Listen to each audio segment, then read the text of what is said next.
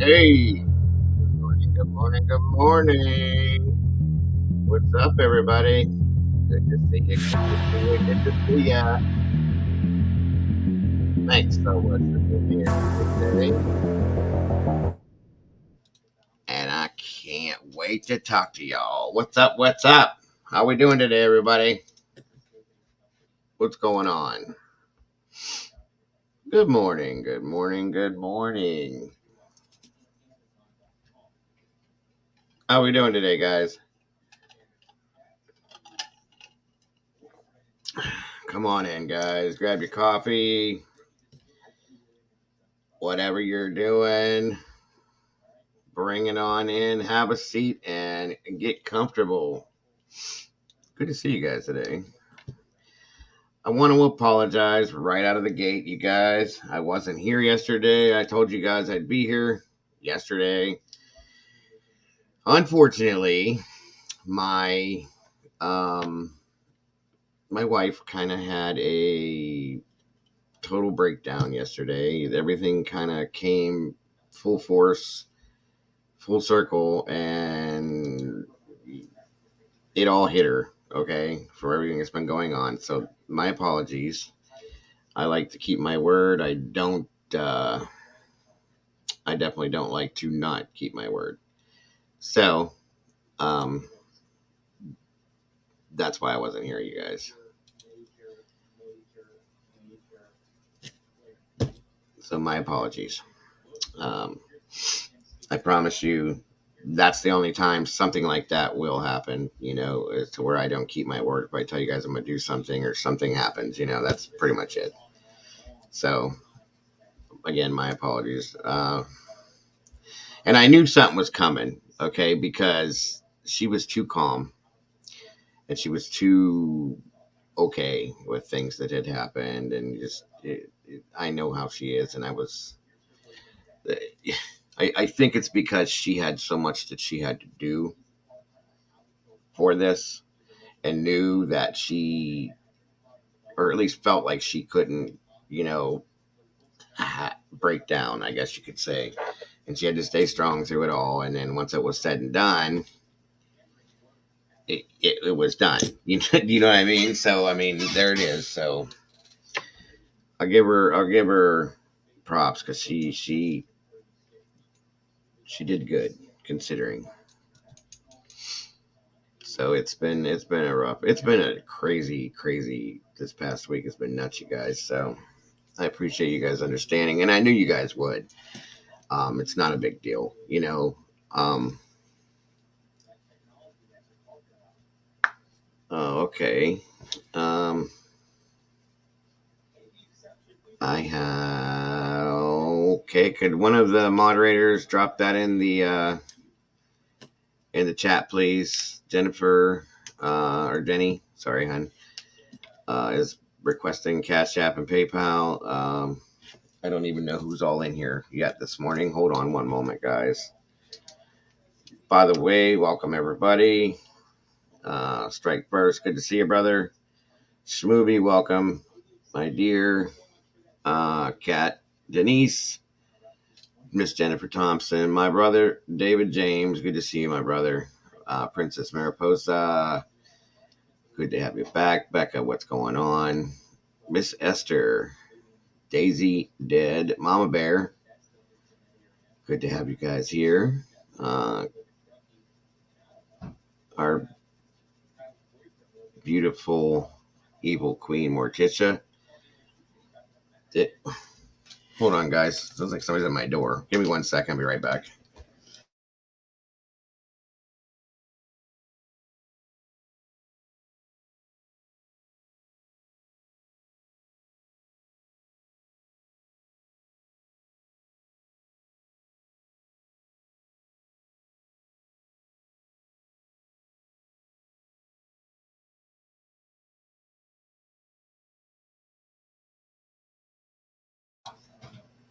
All right. Sorry, you guys. It was just my mother-in-law coming in the door.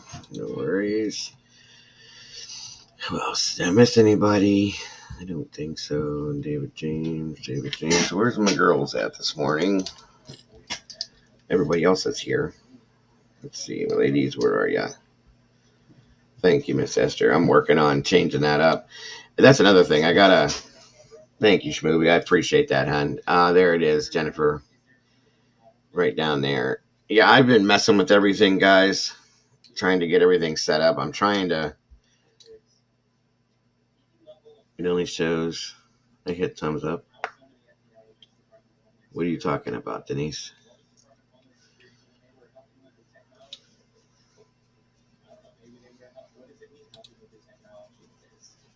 Okay. I've been trying to change up my my everything, music, and I'm trying to put in a intro and all sorts of backgrounds and stuff like that. I've been trying to make it a little bit more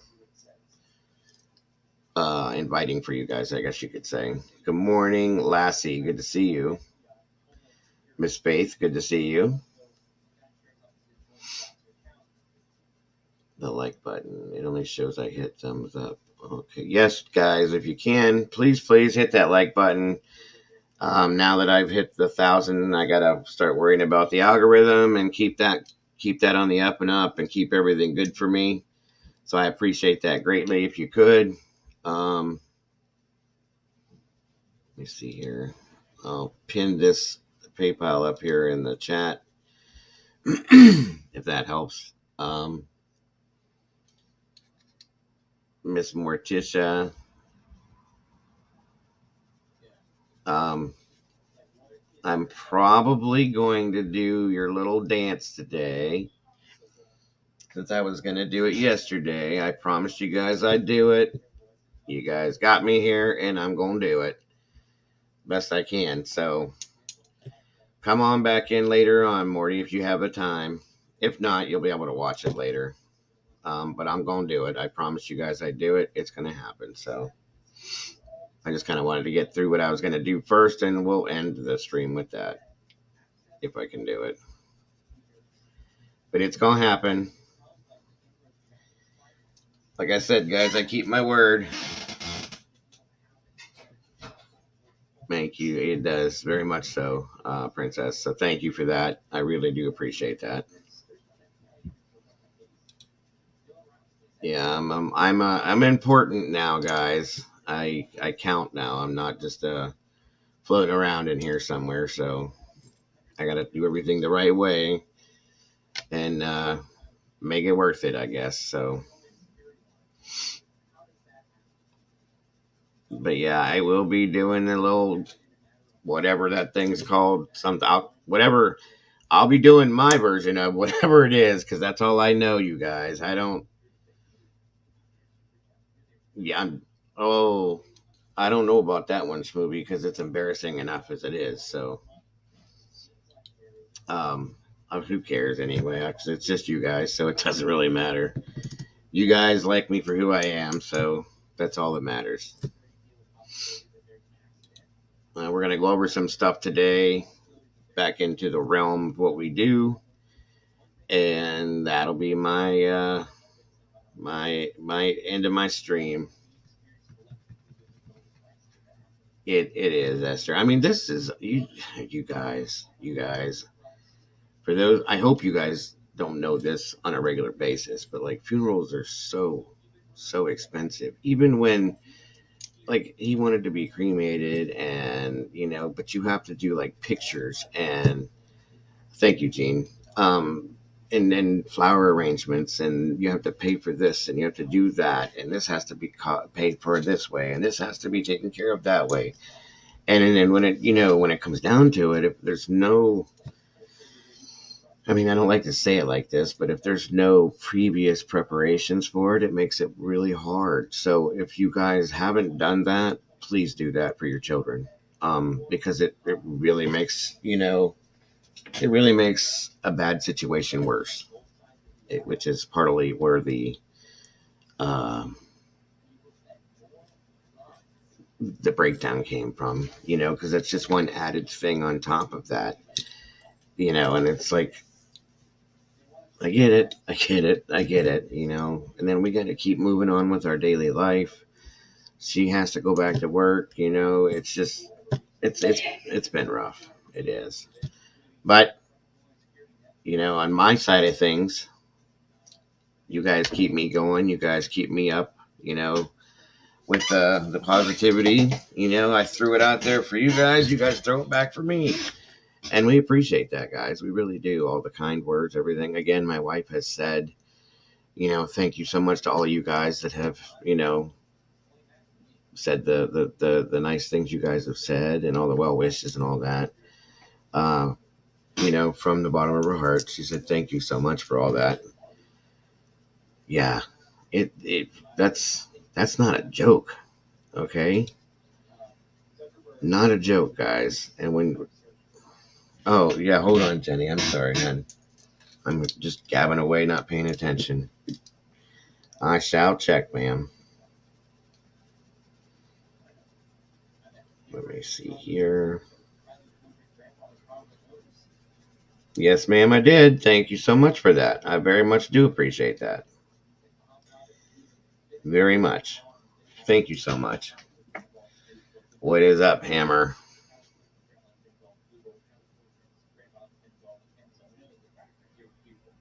I'm so sorry, MJ. See, that's what I'm saying. Especially when you're dealing with somebody that traumatic, there's that already, and then you got to deal with all the other back end stuff that goes with it.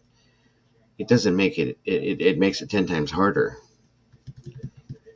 Thank you so much, Miss Jenny. I appreciate that more than you know. Especially right now. Right now. What's up, Popper? I'll just be propped up at the mall and forever by a mannequin. There you go, brother. Speaking of which, guys, I can't tell if I'm doing something wrong or not. But when you look at my chat, does it show super chats and super stickers and all that stuff now? Because I was supposed to have turned that on and this and that and everything else. If only we all hope, love, and respecting. Yeah, definitely, hon, definitely. But I appreciate anything you guys do. I really do, guys. More than you know. Oh, okay. Is that what that means? Is that what that is? This is new for me, guys. I don't even know what that is. Okay, college kid. Thank you. I think that's what that is. Okay, there's my first one ever in life. Thank you very much. Or I was pretty sure I. Oh my God, Jimmy, you guys, that's horrible. That's horrible that anybody would ever have to do that. That's a super chat. Okay. Sorry, I don't mean to sound dumb, you guys. This is like I said, this is all new. This is all new for me. Um. All right. Cool. I feel like a 5-year-old kid because I don't know what I'm doing. Thank you so much, college kid. I'm not doing the whole train thing, guys. I'll come up with my own thing. I don't want to copy everybody else. But it is definitely appreciated for sure. Absolutely. It's a super chat. Super chat. Or a super chat. Excited for dance time, huh? You guys don't want to see me dance. Have you guys ever seen that movie, um, The Blob, from back in the day? Just saying, Oh, thank you so much, Miss Movie. That's awesome. Thank you, thank you, thank you. Much appreciated. Oh my God, Jenny. Are you kidding me? What? 1 second, everybody. I'm sorry.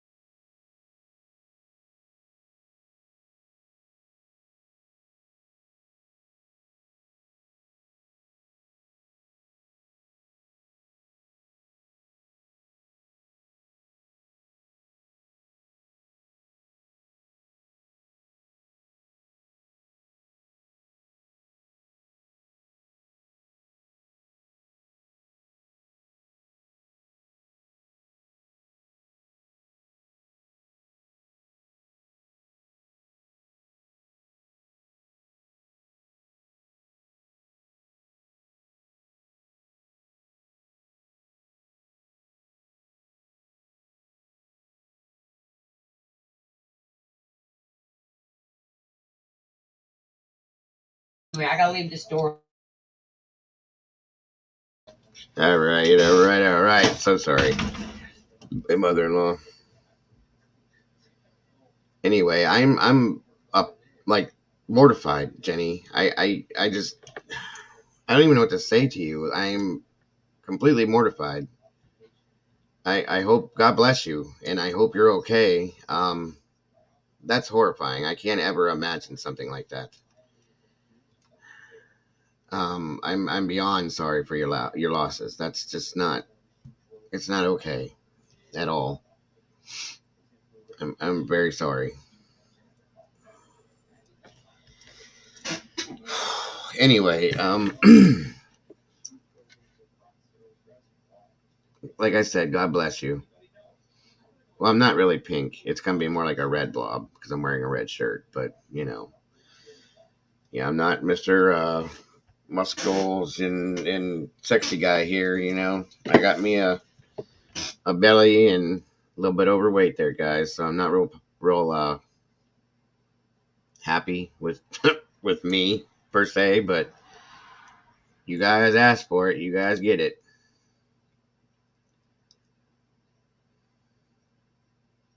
I don't know if I could handle him, Jenny. I can't. I have PTSD from when I was a paramedic, and it's from losing children, and at my own hand, or not at my own hands, but with me trying to save them is what I'm trying to say. And it causes me. I get very emotional, as you guys can see, when it comes to that. So it's very very rough for me. So God, like I said, God bless you, and believe me, I'm going to say an extra prayer just for you yourself when I do it, because that's just horrifying to even think about. Yeah. You know what's something else I noticed too when we went and dealt with this? Um, and the person we talked to told us, the guy for at the funeral home said, "Sup, Sea Breeze? How you doing?" That for whatever reason, over the past 25 years, um,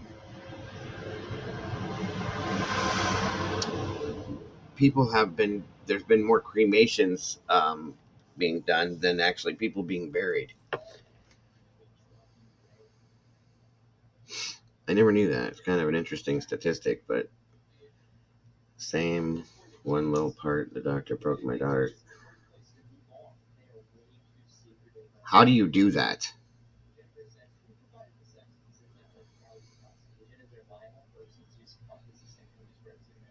Yeah, I know Denise's scenario is very horrible too. Yeah, everybody do me a favor right now. Her and Denise both, because Denise has been through hell and back. Send some hugs and some big strong hugs to these two, please, and some good vibes, and some prayers. You guys, they need it and deserve it, regardless of the time it's been. It doesn't ever it never goes away. So please do that. Um, what up, sweetie pie? I know, and that's the thing. There's a lot of people that have this horrifying phobia of being cremated, and I understand it. I know people that have a phobia of being buried, and I get that too. The whole thing in itself is just mortifying. It's very very crazy, but it is what it is, guys. It's part of our life and death, and that's what we have to do. We have to just deal with it. But yes, um, my wife, she had her breakdown yesterday. Where are the girls? Oh, 1 second. Sorry, guys.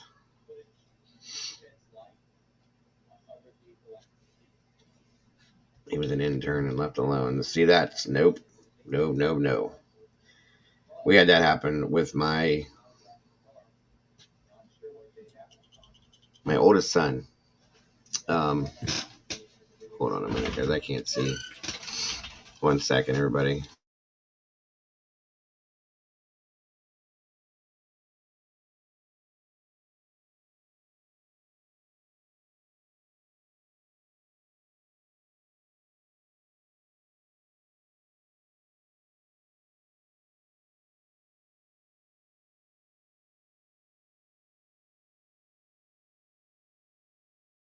All right. Sorry again. We had to because they tried to transfer the camp. Oh my God. Right. Right. She was breached. Okay, I understand.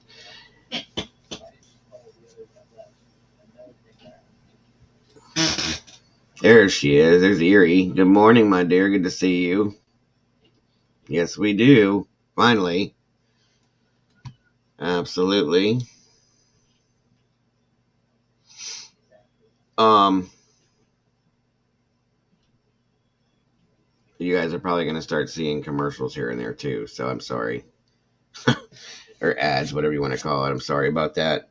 I'll just tell you right off the get. Part of it though. My second son, or my firstborn son, I'm sorry. Um, for whatever reason, our doctor that was supposed to deliver him was, sorry, I can open this up for a minute, was gone out of town. And we had some doctor we'd never seen before. And he was a very big man. I'll just put it that way. Okay. And my first wife was at her biggest, even while she was pregnant. Well, before she got pregnant, she weighed 89 pounds. Okay. On the replay. Okay. I didn't know how they came in, but thanks, Popper. Yeah, I'm a rookie at this, you guys. I'm learning little pieces here and there. So just bear with me. Have patience with me, please. That's crazy, Denise. But what was I going to say? Yes, sweetie pie. Thank you. Anyway, so, and I'm not lying to you guys. This dude was like 6'5", maybe. I think he was from like Ghana or somewhere like that. He very hard to understand. He had really, really broken English. I mean, he was an amazing guy to talk to, and he was a very good doctor. But when we first, when my wife first went into labor, he came in and saw her, and she about fell out. You see my hand size, right? Okay, his hands were like this. They're like this long, you guys, and she just was like, she's looking at me, and I'm just like, what do you want me to do? This is who he is, you know. And she was petrified. I mean, because she's so small. She's very tiny framed, and just she was very tiny.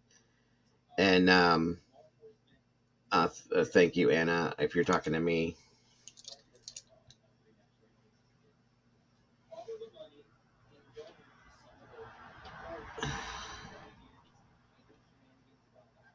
Are you what?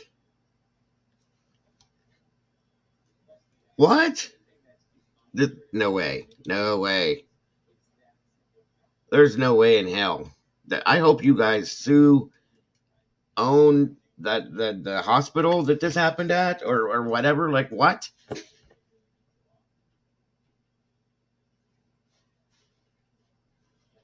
Oh my God. You've got to be kidding me. I've never in my life.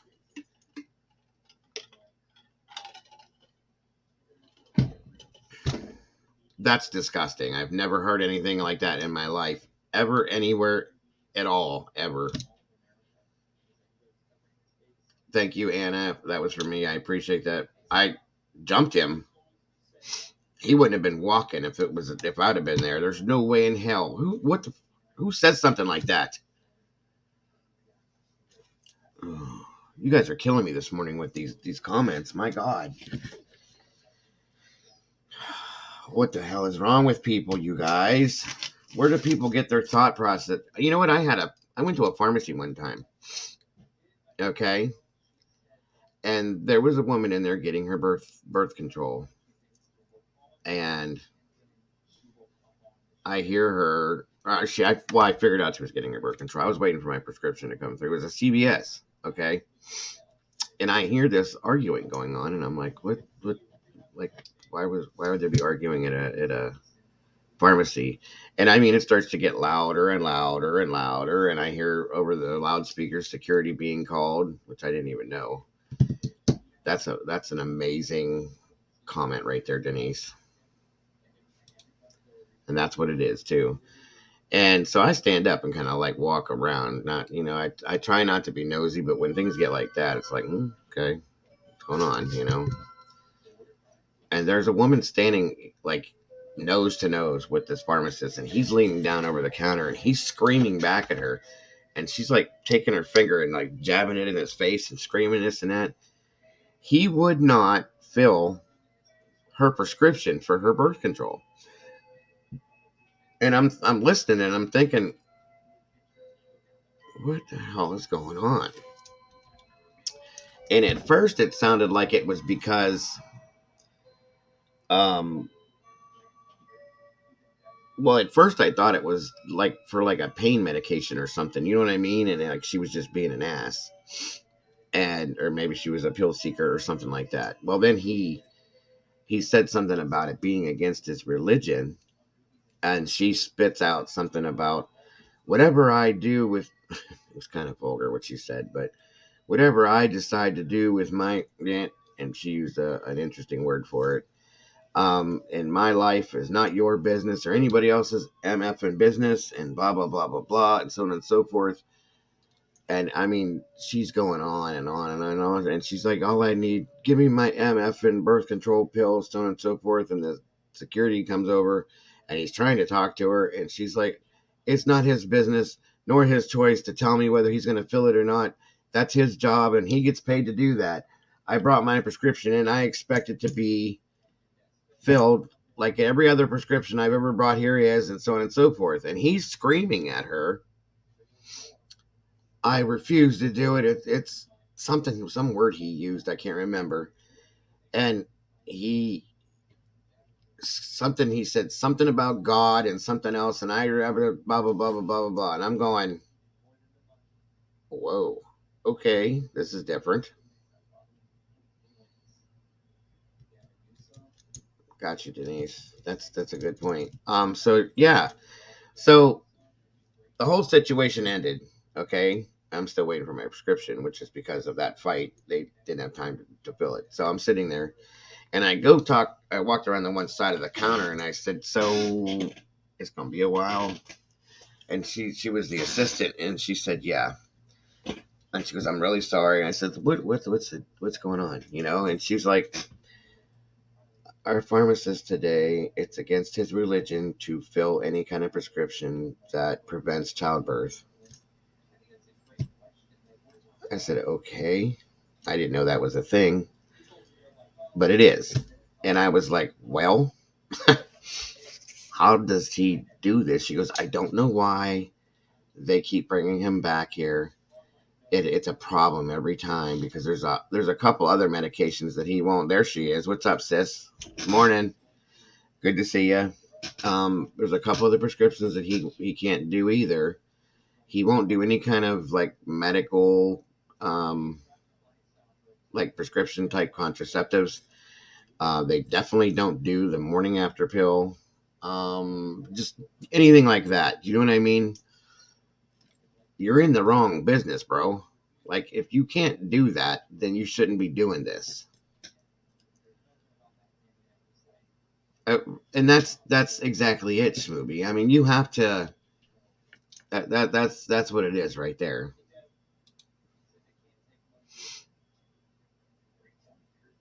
When you're in a health profession, you have to put all your personal beliefs as well as your religious beliefs aside to follow legal guidelines, not your faith. That's absolutely 100% what it is. I just don't understand it. And that's it too, Erie. That's another part of it. I agree with you. They don't want women to have any kind of control.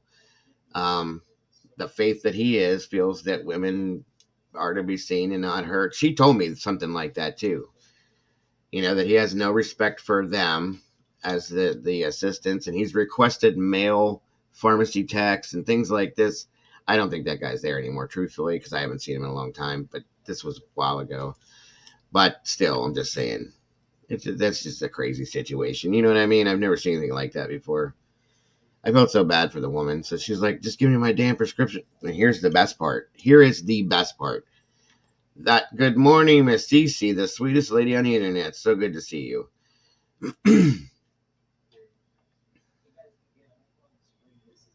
No, you're right, sweetie pie. 100%. It doesn't make any sense.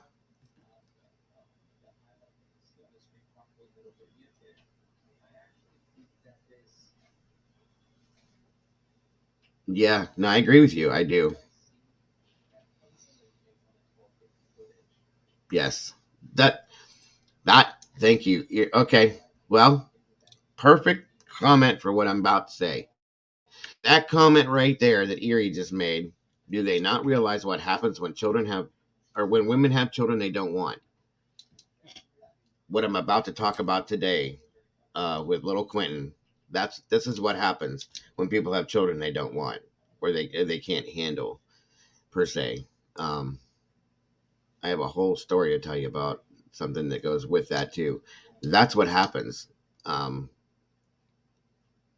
there's people that have kids that don't want them. I mean, at some point, I guess they kind of fall for them a little bit. They don't take care of them because they don't want to deal with them at all. It's a disgusting, disgusting thing. That's probably the best comment to explain it, though, Erie. Honestly, absolutely. So, yeah, um,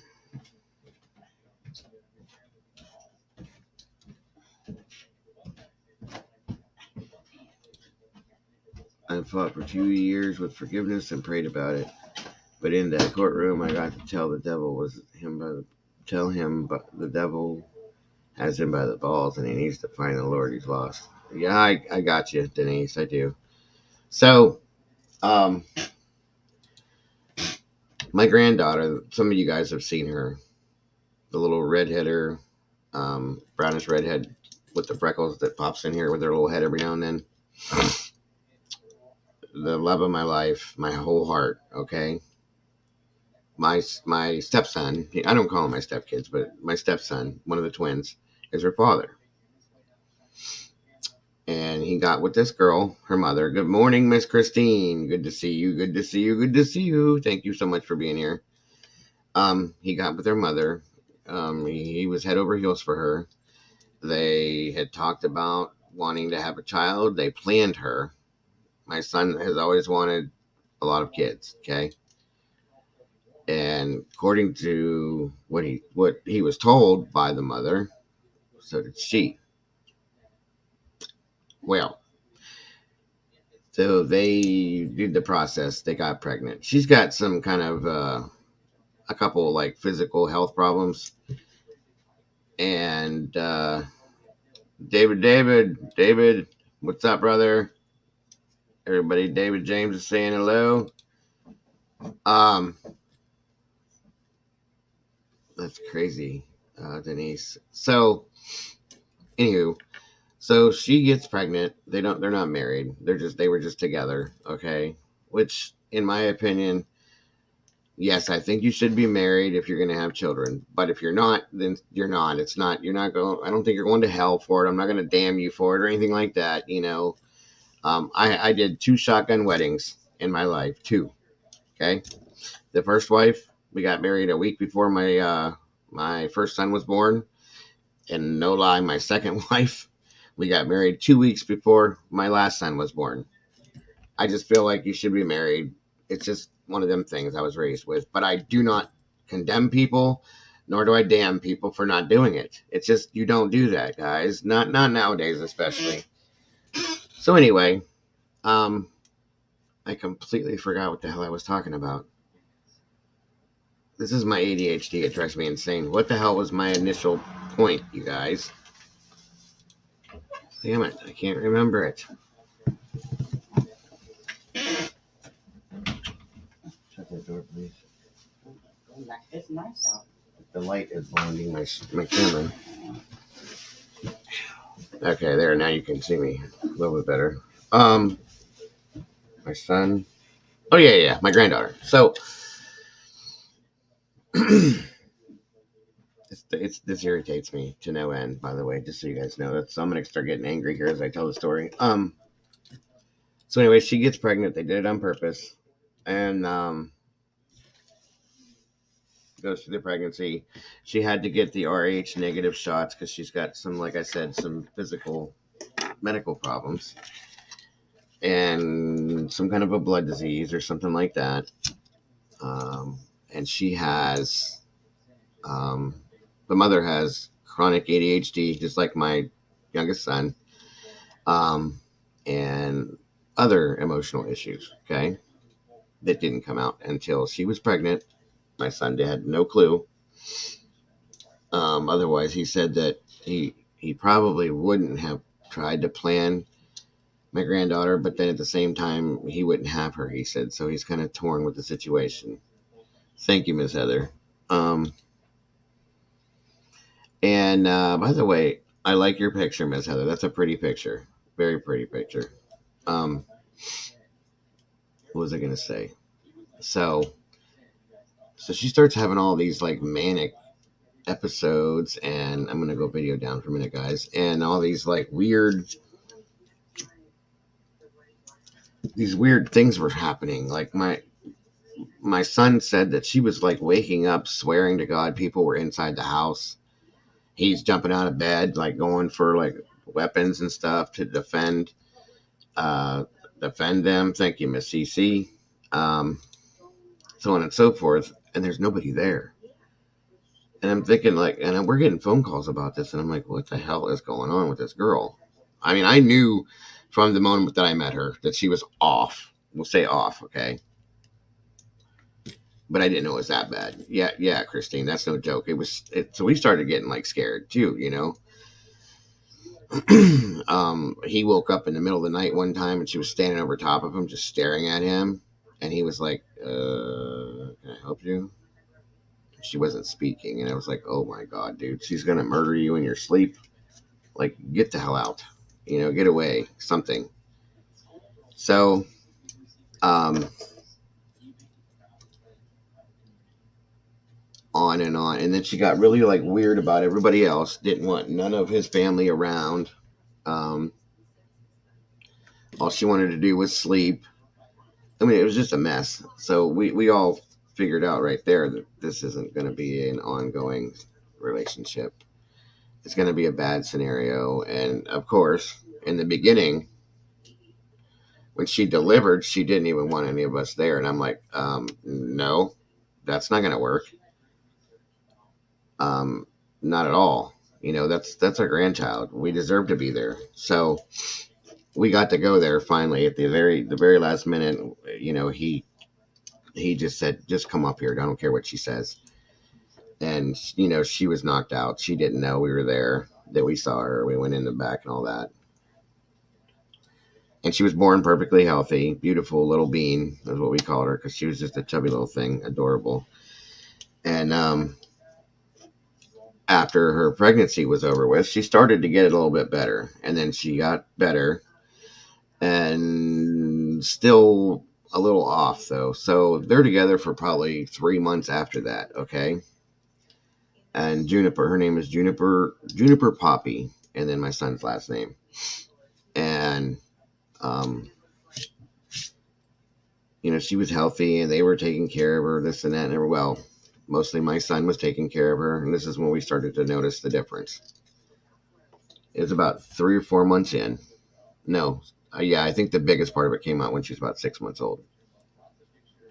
No, we noticed that she didn't really have that much of an interest in her. She would be interested in her like a child is with a baby doll for about 15-20 minutes, and then we were like, okay.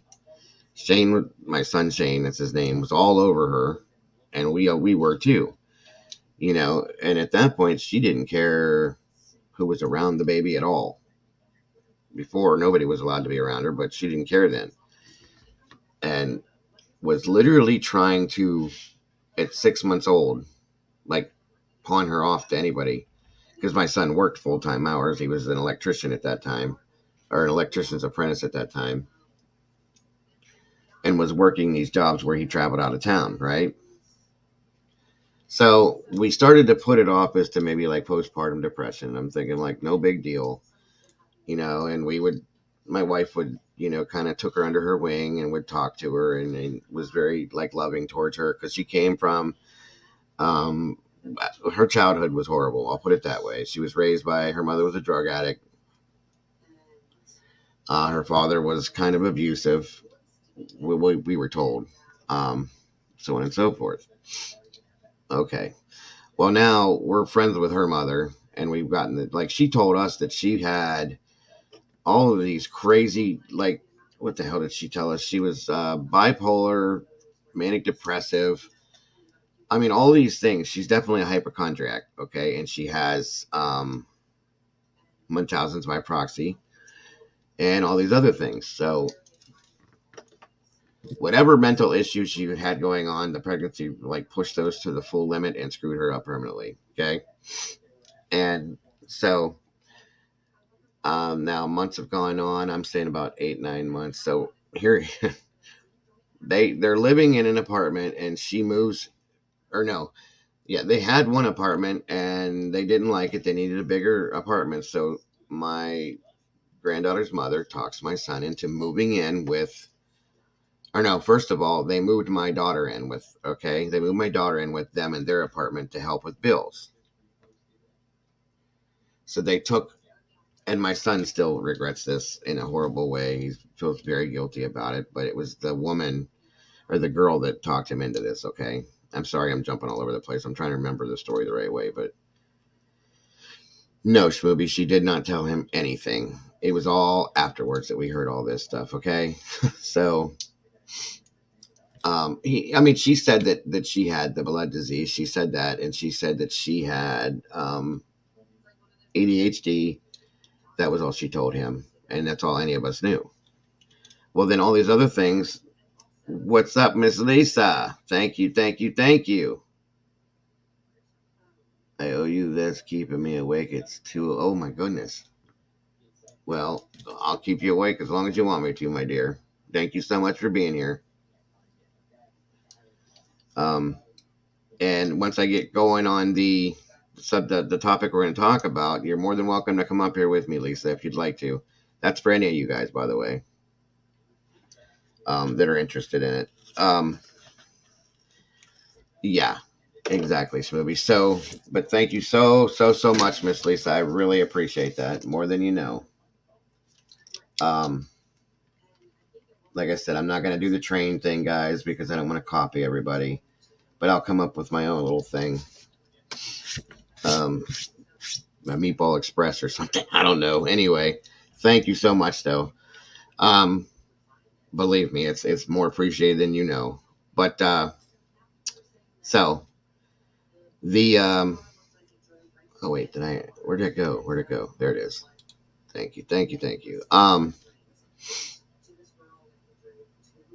So they move in. They move in with one of her friends. Okay. Now, then we find out that she's got a job. Okay, that's good. And we're babysitting the baby, which is perfectly fine with me because we had her all the time. You know, I love her. We always have her anyway. So, well, the way she describes it is that she's working at a strip club. We were like, okay, but she's working as a waitress. Well, that's okay. That's fine. Well, the girl she moved in with was a stripper, and again, I'm not downing that employment, but when you have a like a baby that's like 8, 9 months old, you gotta kind of change up your lifestyle a little bit in a way. And she was coming home like drunk all the time and just acting all weird and crazy. Always been a pothead, so that was it is what it is, you know. And my son was too. Um, and it's like, you know, that's your business. Do what you got to do. But you know, and he quit doing it years ago. Finally, she never did. She said she needs it. She doesn't have a medical card for it, but she needs it to function. So, but anyway, that's a whole different story. Um, so anyway, I'm trying to get to this point. The That all goes on. Well, then he comes over one day and he's like completely distraught. Yeah, right, David. Completely distraught. And I'm like, well, what's going on, dude? He doesn't like to talk about his personal business like that because he's got this whole thing like, you know, he gets embarrassed and he thinks that if he makes mistakes, that he's going to be judged, and we're not like that. You know, we never have been, and we're very supportive parents, always have been, which is why. he's like always here with us constantly because we've always supported him and everything, like we do with all our kids. But you know, plus he's lonely. He's not with anybody right now, and he hasn't been because he's very picky after that scenario. And you'll see why in a minute. So he's all distraught, comes over, and he's just like angry about this and mad about that. And it's like, what's going on, dude? Why are you such a. I'm done. I can't do it anymore. And he finally blurted it all out. I guess when they moved in with this girl, they were friends. Well, then for his birthday, they gave him an experience that he wouldn't forget. Figure it out.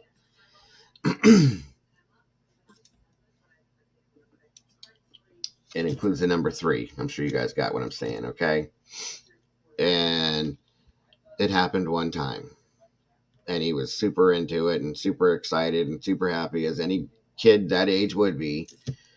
And I'm like, and he told us about it when it happened. And I'm thinking, I said, that's not going to work, Shane. No, it's not going to work out. I'm telling you right now. Well, it didn't work out. And she kind of pushed him to the side, and that was her regular right there. That was the end of that. And so he moved in with us about 3 months later when everything crashed and burned, and she stayed with her friend. And I'll be damned if we figured, well, that's it. We're not gonna see our granddaughter very often here and there, and then, blah blah blah. We saw her every day, and I started to like figure out like super frequent, yeah. And I'm like, well, it's kind of amazing. I mean, I'm not complaining, but like we always had Juniper, and it's like this is great, but like, does the mother ever spend time with her? Well, she told my other daughter-in-law, the other twin, his wife, um, she was actually hitting on my other daughter-in-law where this conversation was had, and we found out that she goes both ways. Whatever. Again, your business. I don't judge people for any of those things. I don't have anything wrong with that at all. But if you're in a relationship with a man, then that's your partner. You don't just throw that away for somebody else. That's not the way you do things, okay? And at this point, this girl was like 22 years old. So their relationship's over. She's in a relationship with this girl, and then she's in a relationship with another guy too, and then another girl. And so, I mean, she just turned out to be a hoe, for the lack of better words, okay? And again, I noticed, I talked to my wife, like, we always have Juniper. I don't mind at all. So she's hitting on my daughter-in-law one day. We're having a like a get together, and my son, God love him, is an idiot and could not let go of this girl. Like, he was in love with her for whatever reason, and was still trying. It was very messy, very very messy. Squirrel was still trying to like make himself prominent in her life to maybe that she would want him back. And so in that being said, made her his best friend and told her that scenario. And I'm like, yeah, no, that's not going to happen. That's not going to work. It doesn't work that way, dude. You got to get it out of your head. Let her go. She doesn't want you. She wants this one. Well, she tells my daughter-in-law, she goes, well, I never really wanted him to begin with. He's not good in bed. These kind of things. I'm like, you're telling his twin brother's wife these things. You don't think it's going to come back? And it did. Okay. And my daughter-in-law wants to beat her down every time she sees her. Never has liked her. So anyway, she looks at my daughter-in-law and says, and I think my daughter-in-law asked her, like, well, why did you guys have a baby? You planned it. Why did you have the baby? She goes, I thought it sounded like it would be fun, and it was when she was real little, but it kind of like, I don't know, I don't feel that same way anymore. It's like faded away. She goes, I don't want to be a parent. All I want to do is F. And my daughter-in-law said it took everything in me not to pound her face in when she said that to me. And she goes, I just walked away. You don't want to be a mother, but you planned a child and that's now here living. And but what? You know what I mean? Like what? Why? And I looked at my son and I said, "Where? What the fuck, dude? Excuse my language. I'm sorry. It just makes me so mad, you guys. It makes me mad to no end. I'm just telling you. Um, and we've always tried to be nice to her and accept her and this and that and everything else. She's trash. We do not like her at all, and she now knows it. It's been made evident to her multiple times. Even my mother-in-law, who's the great grandmother, she can't stand her. I mean, it's like blatant. She can't stand her. Um, but she blatantly said that, and she pretends now like she likes my granddaughter. Okay, and it's just so pathetically fake and so gross to watch her do it. Juniper has nothing to do with her. She has no respect for her. Like she tried. Yeah, the novel. That's perfect way to say it, Lisa. The novelty of it wore off, and all she used it for was to get the attention. Oh, you're pregnant. Oh my God, let's fawn all over you. And then she had the baby, and oh, the baby this and baby that, and then all the newness and the novelty wore off, and she was done with it. It's like what, you know? That's what's wrong. Which is, I'm telling this story because of what it's leading into with the case that we're going to be dealing with. That you guys already know about it, but yeah. So right, exactly. So my son, for years now, it's been going on for a few years, and we've all tried to talk him, sense into him. Has always He pays child support, of course, and she never has her. My son gets her Thursday after work when he gets off, and he has her from Thursday, Friday, Saturday, Sunday night. I think it was, so 4 days a week. She goes back Monday or Sunday night, and she doesn't even go to her mother. She goes to her mother's mother. Her Umi is what she's called, who I told you guys was a drug addict. She's not anymore. She's cleaned her whole life up, and we're actually friends with her now.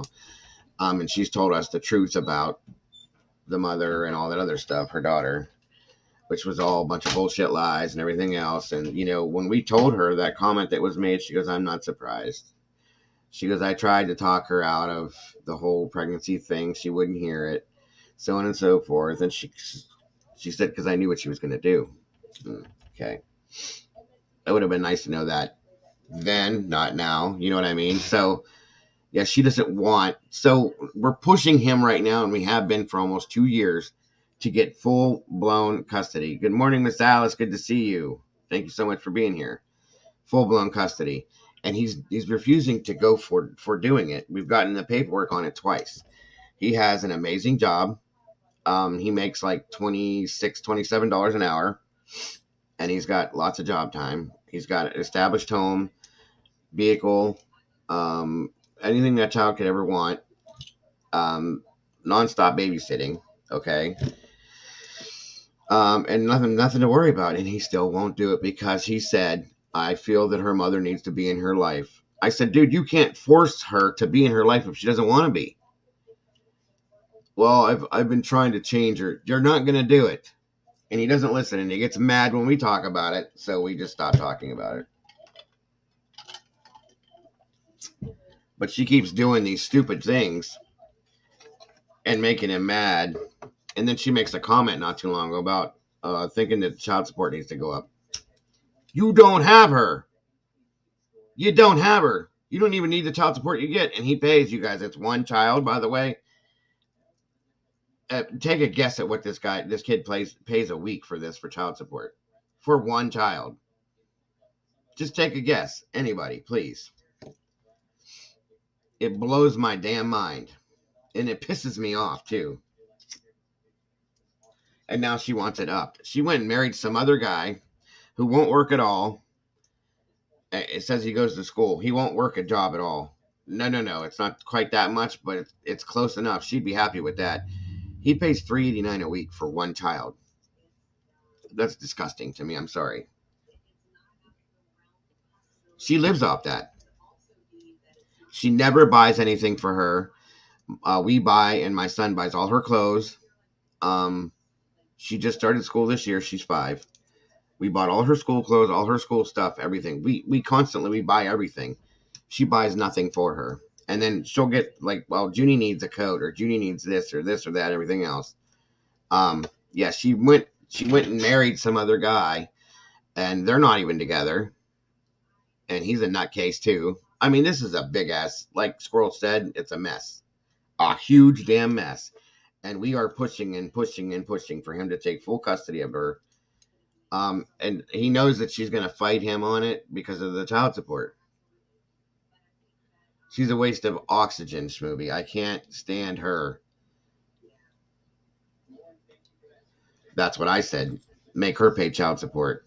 What's up, Torty? Dago Mod Squad. Yes, we are the Mod Squad. I like that. And chatters. Good to see you. So yeah, I do not believe that. I almost feel like you should have to like pass a series of tests anymore to have children. That's my thought. I'm so sick of seeing these kids that are neglected and killed and just abused because the parents are just idiots and don't want children. Kids don't ask to be born, you guys. They don't. It's and it's a it's a what the hell's the word? Not a pleasure, but a I can't think. I'll think of it in a few minutes. But and they do this, you know. Yeah, I got you, Squirrel. I got lucky. I did. I dated a couple people before my wife. I dated one girl that had 7 kids and she was 21 years old. Figure that one out. I didn't even know she had one child, let alone 7. And I wanted to. She had a surgery one time, and I went to go surprise her, and all these kids are there with her sister, and I'm like, "Who? These are your kids, right?" And she's like, "No, these are Amanda's kids." They're like every child was like a year apart. No lie. And she had just had one. Oh, the baby's here with me all the time. She's here, and we're working on it, little by little. We're gonna do it the legal route. And I told him, I said, when you do this, because she's so neglectful. I mean, she takes care of her mother. That's the other part of it, you guys. On that Sunday night, when when she leaves us, she goes to her Umi's house, her mother's house, okay? And she has her Sunday night, Monday, and then the mother's name is Jasmine. Is supposed to get her Tuesday. And what she started doing now is she doesn't even get her. She'll go to her mother's house and she'll spend an hour with her, and then she's gone. And then the grandmother has her Tuesday and Wednesday. Sometimes we even get her on Wednesday nights now because the grandmother has to work, you know. So the mother spends 1 hour a day with her 1 day a week and gets child support and wants it upped. Thank you so much. It's just KJ. Is that how you say that? Thank you so much. I appreciate that so much. You have no idea. I always wondered. I never really looked at your name that well. Thank you so much, KJ. I appreciate that. Um. So yeah, that's the story that I'm telling you that for a reason because of what we're getting ready to get into. Absolutely, absolutely. So much appreciated. But yeah, it's disgusting, guys. It's absolutely disgusting. And when she comes to pick her up, or she'll drop her off sometimes, usually he has to go get her and drop her off when it's time to switch up, right? And I'm like, dude, stop doing it. Make her do it. Well, I don't feel like it. I'm tired. This chick sleeps all day long. She does nothing. She won't work. She lives house to house to house. There's no stable residence. I said, see, you have all of these things in your favor to take her from you. I said, you need to just, the next time you get her, keep her. And then file the paperwork. And she can't do anything about it.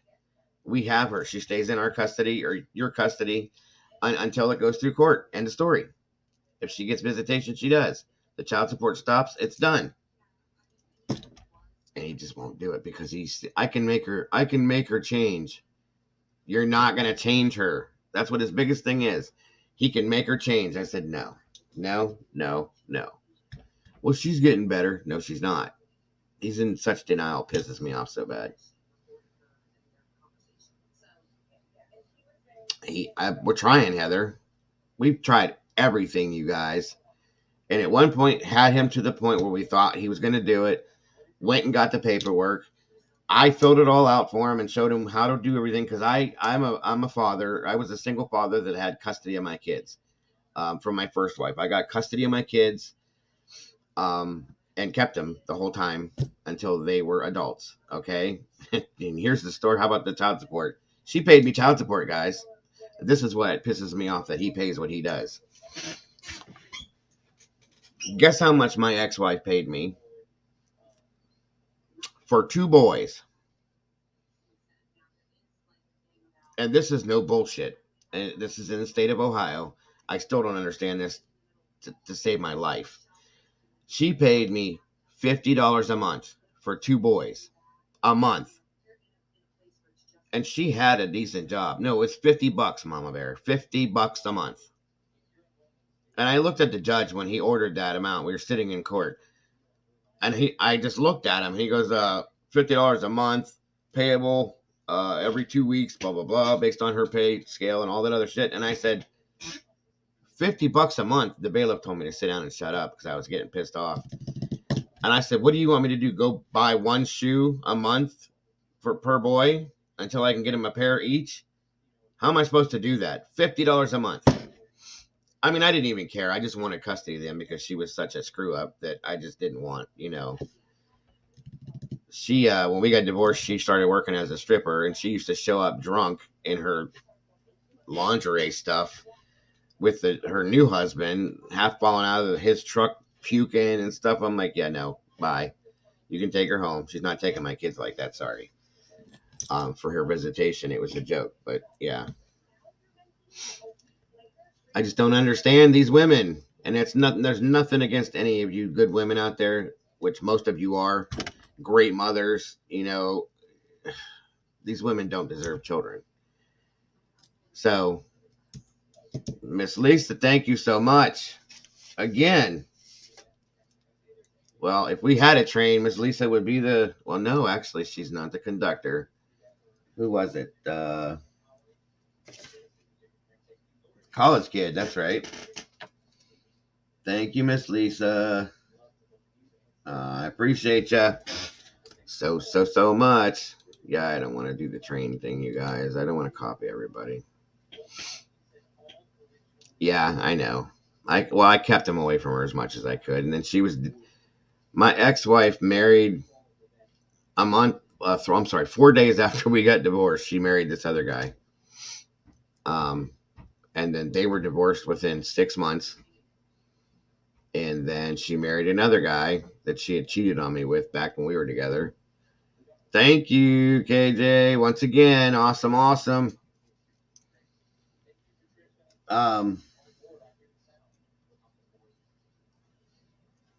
What was I going to say? So, yeah, my ex-wife I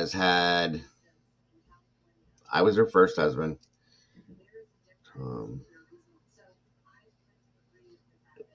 5. She's been married 5 times. And the last one passed away. And she's not going to get married again, she says. My kids are like, I hope not. Thank God, They have nothing. Not one of them has anything to do with her. My daughter is not biologically mine. I told you guys that. She was 3 months old when I met my first wife. And she claims me as her father. So thank God. So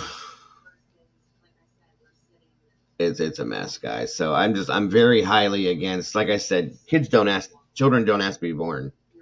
They're a gift from God. Okay. And it's just, it's shitty that these parents treat their kids the way they do. Thank you so much, Miss Lisa. I appreciate that. My wife and I have 7 kids together, and we love it. We absolutely loved it. It was hard. Believe me, it was hard. Thank God that I was able to work through their childhoods. You know what I mean? And I didn't get hurt to the point where I had to retire until after they were grown, and we only had the one child at home, because it would have been near impossible to survive with 7 kids without both of us working. You know what I mean? Mm-hmm. My ex-wife did that too. Whatever she wanted, she got it because she used them against me. Even though I had custody of them, she was always doing something to mess with me to try to um and it pissed her off because she had no control, and my kids, they didn't want to be there because they didn't like where she lived. The idiots that she was with, they always wanted to stay with me, and I would have to talk them into going with her for her visitation for the weekends. um and she would give them these stupid guilt trips that used to make me so sick, and it's like, no. And when they got to be like 17, 18, or 16 and 17, I said, they don't want to come over anymore, Joni. They don't want to be there. She's like, it's my right to do this, and I pay child support. But do you? Because you know what, you guys, at the $50 a damn month, she didn't even pay that. She paid it twice. And let me see, 7 years. 7 years. She paid it two times. I didn't care. I didn't even care. Did not even care. I just wanted my kids. That was it. That's right. They're a gift from God. They do not ask to be born. They should be treated as such. It's disgusting, you guys. It's completely disgusting. I don't get it. I don't understand people that don't love their children enough to be the parents they should be. We're not perfect, guys. And like I've had this philosophy since the day I became a parent. And I used to blame my mother for different things when I was younger. Well, you didn't do this and you didn't do that and blah blah blah blah blah. And I realized after I had my first child that my mother did the very best she could with what she had to work with for me as a child. And I appreciate and respect her for everything she did and she taught me. Um, and I've always said children do not come with a set of instructions. They don't. And you guys know that. We make a child, here they are. And a lot of times they're accidental, okay? And I hate to use that word, or they're not expected or they're not planned. I'll say it that way. Yes, I did, Alice. That's what we're going to be talking about, is poor Quentin this morning. That's why I'm telling this story, or these stories. But so they don't come with instructions, guys. We learn as we go, and we hope that we make good decisions with it. Okay. Of course, we're going to make mistakes. You just praying to God that you learn from these mistakes. Yeah, it is a whole lot of Jerry stuff, David. I just seen that. But luckily, I was smart enough to get away from that mess, and me and my wife together raised our children. They all turned out, for the most part, pretty good. It's funny because, and it makes me feel like shit sometimes, but my wife's kids they're good kids. They really are. All three of them have good lives. They have jobs, good jobs, that kind of stuff. And then my three are the messed up ones for sure because of their mother. I mean, that's all there is to it. I'm not going to say, I'm not trying to throw blame to somebody else and not take any myself, because I take full responsibility for allowing my kids to pick up the things that they did from her, because I did want them to have a mother in their life, their mother. I had full custody of them, but I still allowed the visitation, because I didn't think, I know she loves them. I'll put it this way. I know that my ex-wife loves my kids. Okay. But, she doesn't know how to do it the right way. She obsesses over them and wants to be their best friend so that they will like her, and goes and buys their love and does this and does that. That's how she parents them. Even as they're adults now, she still does the same things. That's why they don't like her. That's why they don't want relationships with her. That's why they don't have any respect for her. It is what it is, I don't shove myself down my kid's throat. She does that. If they want to have a relationship with me as adults now, I'm right here, guys. You know where I'm at. It is what it is. So be it. But anyway, I won't keep rambling about that. But that's why I told these stories today. As a lot of you guys all know, poor little baby Quentin, 20 month old baby that went missing. It's from Savannah, Georgia. It's disgusting, you guys. Absolutely disgusting. Stop calling me. I don't like telemarketers. Um, so yeah, it's a sad, sad story, you guys, and it's another mother that doesn't care. Um, and it makes me sick. It really does. It makes me absolutely sick, and I just don't. I don't have any love for a parent that. Sorry, I went on so long with it, Schmooby. And my ADHD. I'm honest with you guys. It makes me go all over the place, and I'm trying to remember pieces of it to make sure I'm telling you guys the right stuff. So my apologies, you guys, for that. Sometimes my stories get to be a little bit monotonous, and I'm just telling you up front. I don't mean for that to be that way, but um,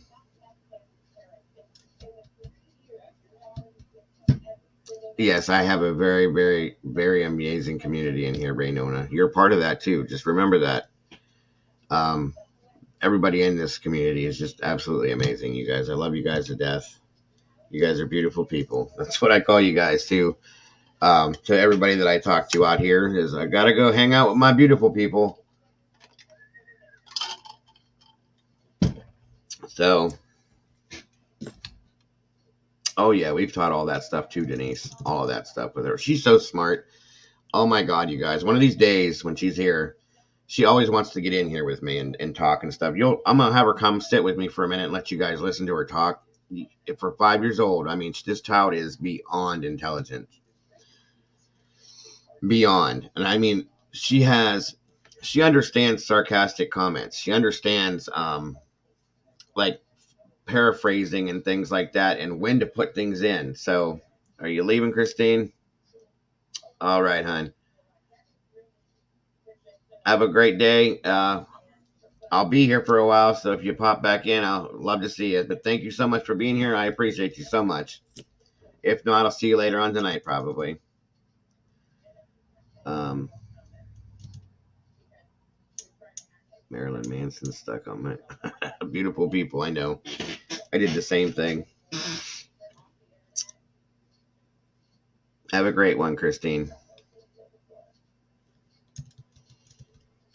Yes. So, Quentin Simon um, is missing from Savannah, Georgia, you guys. He's a 20-month-old baby. For those of you that don't know the story or the case.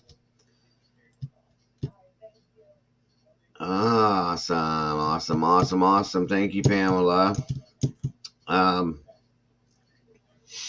Let me give you guys a little generalized basis of what's going on. For those of you that don't know it,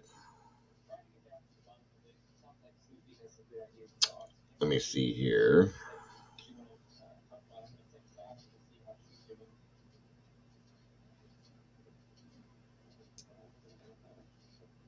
One second. All right, we'll go with this one here. Hold on, guys. Right now, there is a desperate search. 1 second, everybody.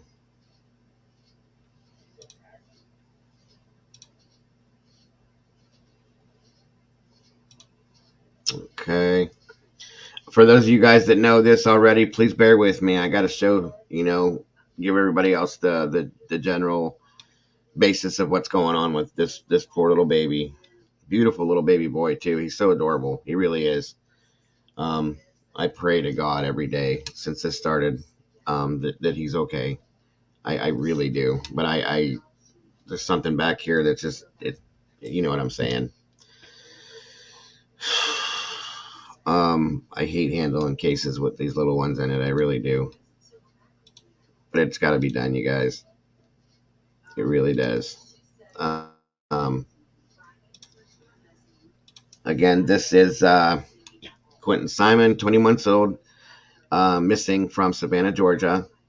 And this is pretty much the basis of it to get it started, you guys.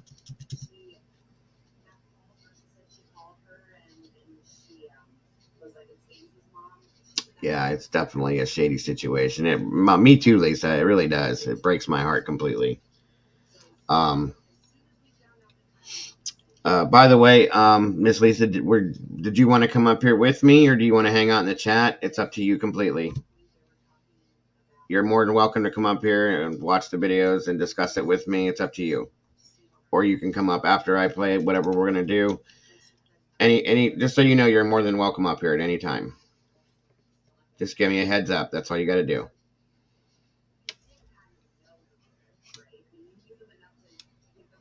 And I can drop the link for you and get you all set.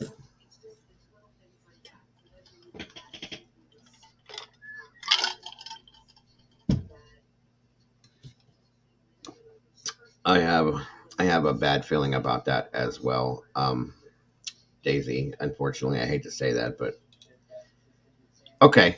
Take your time, Lisa. I'm gonna go ahead and get this rolling, and we'll go from there.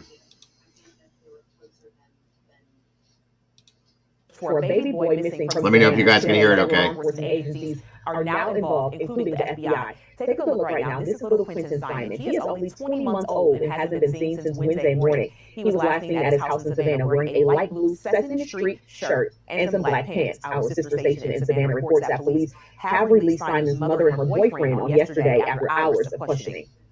I hope he's still alive. We don't know. We don't have any information to believe he's not. But statistically, we know how these cases may end up. So we're going to hold out hope that he's still alive, that we can find him and bring him home safe to his parents. A search warrant has been obtained for the home, and police say the parents are cooperating.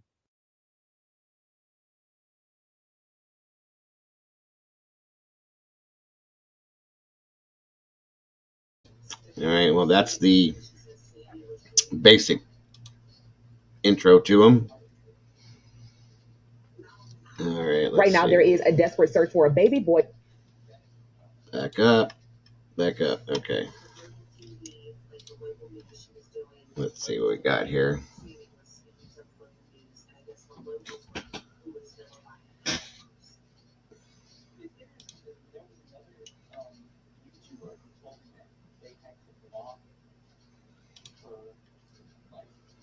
He is adorable too. Absolutely friggin' adorable.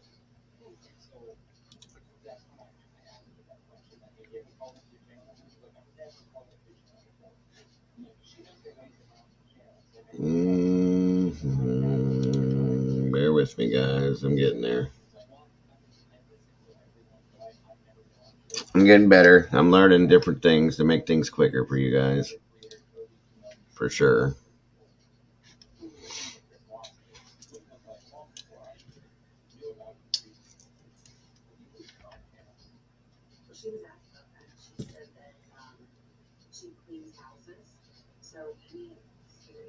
Okay.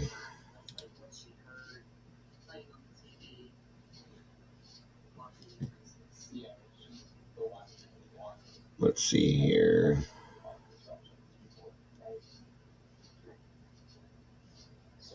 This is one of the newer updates on it.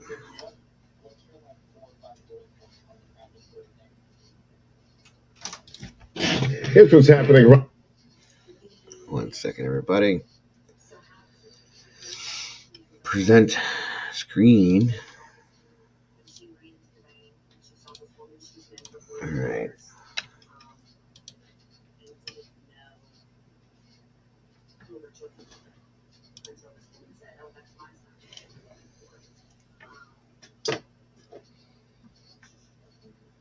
I don't understand it either, Schmooby. I don't.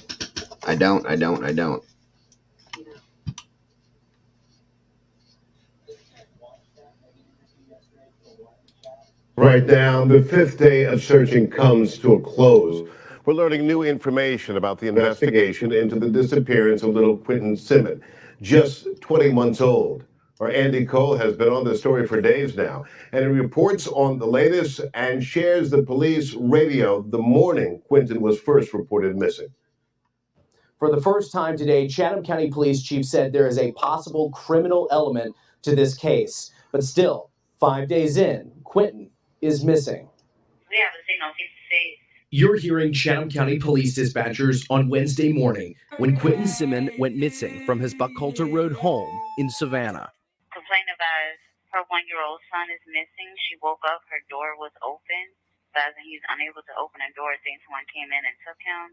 Fast forward 5 days to Monday. Everybody is being looked at. Everybody is being interviewed. For the first time since 20-month-old Quentin Simmons disappeared last week, Chatham County's police chief says there may be a criminal element to the investigation. We're looking at it from multiple fronts, and one of it being a criminal investigation, as well as, a missing child at this point. We don't have anything confirmed, so we can't say anything absolutely. On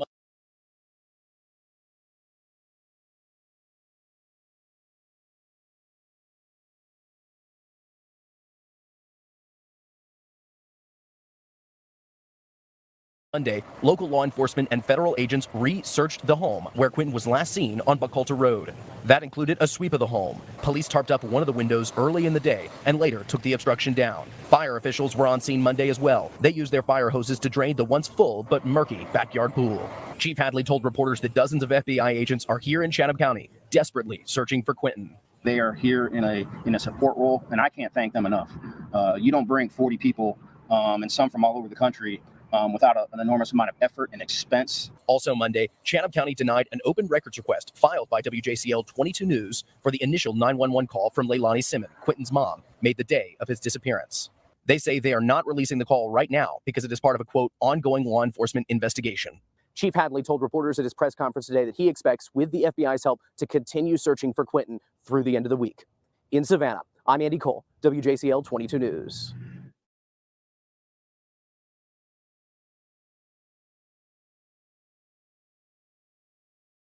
So sad and disgusting, because I know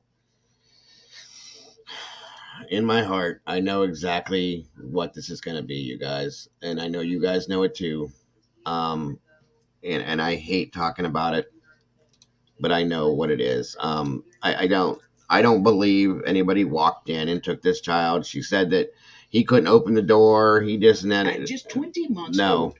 that's not how it worked at all, and we all know that, unfortunately. Our top story tonight is nearly 48 hours since the Chatham County. Sorry, these people are just ridiculous. Right. 100% ridiculous, and I cannot stand it. It is very hard to hear, Breezy. I mean, the moment that I heard this one, I'm like, oh, God, again? Come on. Crime and Justice, what's up? How you doing today? Welcome. Good to have you here. Yeah, she doesn't want to pay child support. Do you want to come up here, Crime and Justice? Hang out with me up here. Lisa said she'd be coming up here in a bit too, so it's up to you. If you're more comfortable in the chat, you're welcome to stay there. If not, you're more than welcome to jump up here with me, and we can bounce it off each other. I'm just trying to catch everybody up over here that hasn't seen it. Most everybody in here has, because of being over with you guys over there, but there are some people that don't know about it. So I'm just catching everybody up on it and the newer stuff. I really hope it's not what we are thinking it is. That will be sad for the poor little. Yes, I know. I absolutely agree with you, K-Dips. I do.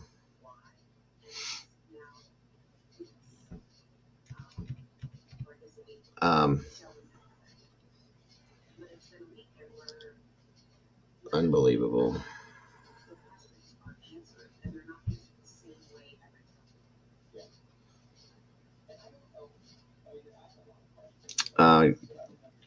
Yeah, just let me know if you want to jump up, Crime and Justice, and I'll drop the link for you.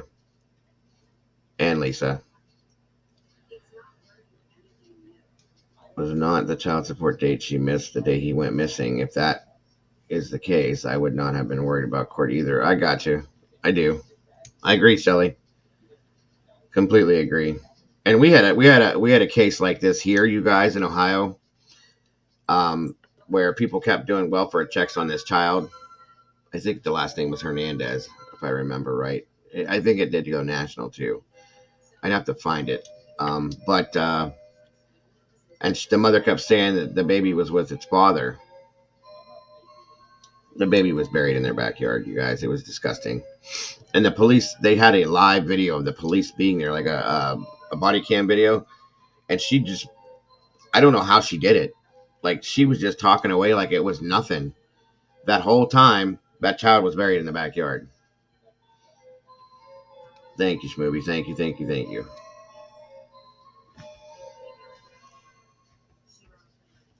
So, all right, you guys, let's see here. Now, there was this babysitter. There's a babysitter that's involved in this, for those of you that don't know it, okay? And we have an interview with the babysitter. I feel bad for the babysitter. I really do. And honest to God, this the whole thing about this that blows my mind too is that if it wasn't for this babysitter, this mother would have never called the police. What? I don't get it. I'll never get it. But that when I heard that told me there was something wrong. To be fair, I wouldn't want my face on TV cam in it. I wouldn't want to talk to anyone if I lost a baby. Right. Okay. But I don't know. Why is this not loading? Meanwhile, we are learning more about how this morning played out.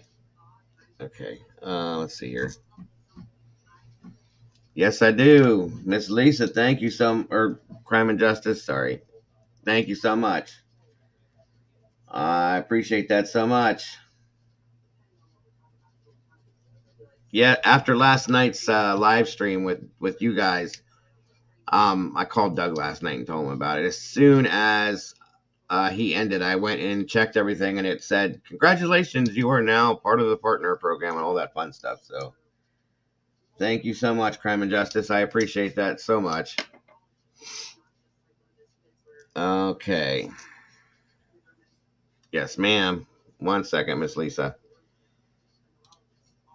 This is for right now, guys. This is just for Miss Lisa and Crime and Justice if she wants to jump up too.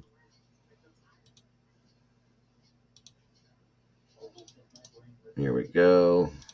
Right, it's right here in the chat, Lisa. Right below your name. I'll do it that way for now.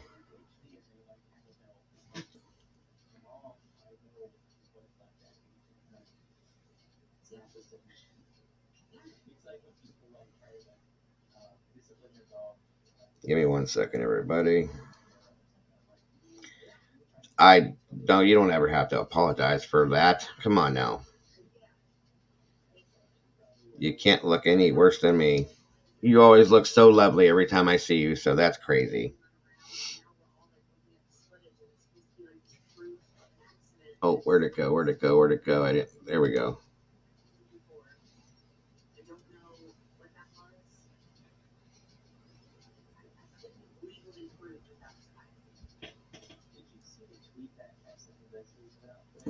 Okay, 1 second, everyone. Maya Robertson case in here in Indiana still has not. I know. Yeah, I've heard that one too. And that's what happens. A lot of these, they go cold and they never find them, and it's utterly disgusting. They go cold and they never find them. Hello. Hello. Can you hear me okay? Sorry? Can you hear me okay? Yep. Give me 2 secs. I just got to grab the headphones. Okay. Okay. No Yep. worries. Are you coming up to Crime and Justice, or are you just hanging out in the chat?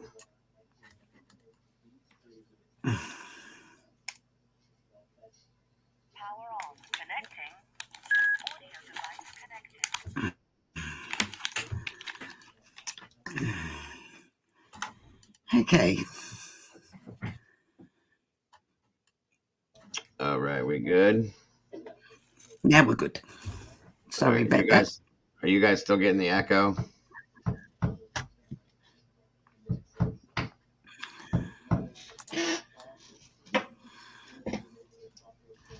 All right, I might have to do this too. Let's see what we got here. 1 second, Miss Lisa. No worries.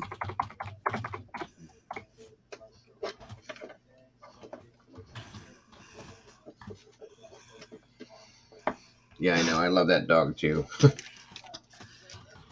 Sound is good? Right. Okay. Good deal. Lovely. Sure there's no echoes. We're all good. You got good No, sound. that was me. That's okay. It happens. It happens. All right. All right. I'm going to go ahead and roll with this video. How are you today, by the way, Lisa? I'm great. Good deal. Thank you so much for the super chats. Thank you so much. You're more than welcome. You deserve it. I appreciate it so much. All right, let me get rid of this then. Crime didn't say anything. 1 second, everybody. I'm almost there. Sorry about the delay.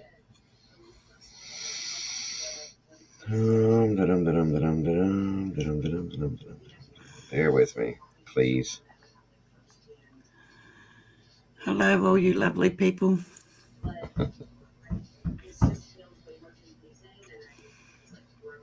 right, here we go. Let me get rid of that. Now we're good. Okay. If you decide you want to come up, Crime and Justice, just let me know. All right, let's bring this over and let them see this real quick, and then we'll talk about it.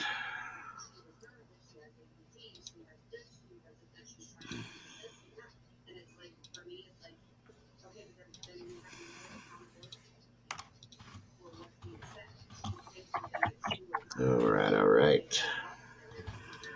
Out with this family and the babysitter who was originally supposed to be at this home this morning. News 3 Brian Gallagher also here with me at this scene tonight with those details. Thank you, Brett. Earlier tonight, I talked with the toddler's babysitter. She is sharing her concerns tonight. It's an interview you will only see on WSAV News 3. I am been keeping Quentin and Zane for 6 months. And yesterday, and they went home last night. Diana McCarter says she babysat Quentin and his siblings and was supposed to watch them this morning. She says she was confused as to why plans would change so suddenly. I got a text this morning saying that I would not be here. I would not be babysitting them at 5:29, which was kind of odd because I haven't even been to work. 30 minutes later, 6 a.m. was the last reported sighting of Quentin, according to police. Diana says other. Now you guys heard that. For those of you that aren't familiar with this case, she said I have them, the other children, even when they're not working. That was another red flag right there. The fact that she has these kids when they're not working, for what? Because the mother's lazy and doesn't, or the parents or whoever they are. That's like I said, it was a huge red flag to me hearing that, because it's like, why? It just tells you right there they don't want to be bothered with them. So it highly irritates me. It really does. Family members asked her where Quentin might be. And then I get a text at 9 o'clock saying, have I seen Quentin? I immediately go to their house. I try to help them look. They didn't want that. So I've just been waiting around like everybody else. Diana and other neighbors are shocked by the news and wonder what could have happened to little Quentin. My heart is broken. I'm not his mother, I'm not his family, but I love him very much. And I just don't know what could happen. The police did a really good job of looking. And where does a 1-year-old go? They've covered a lot of ground.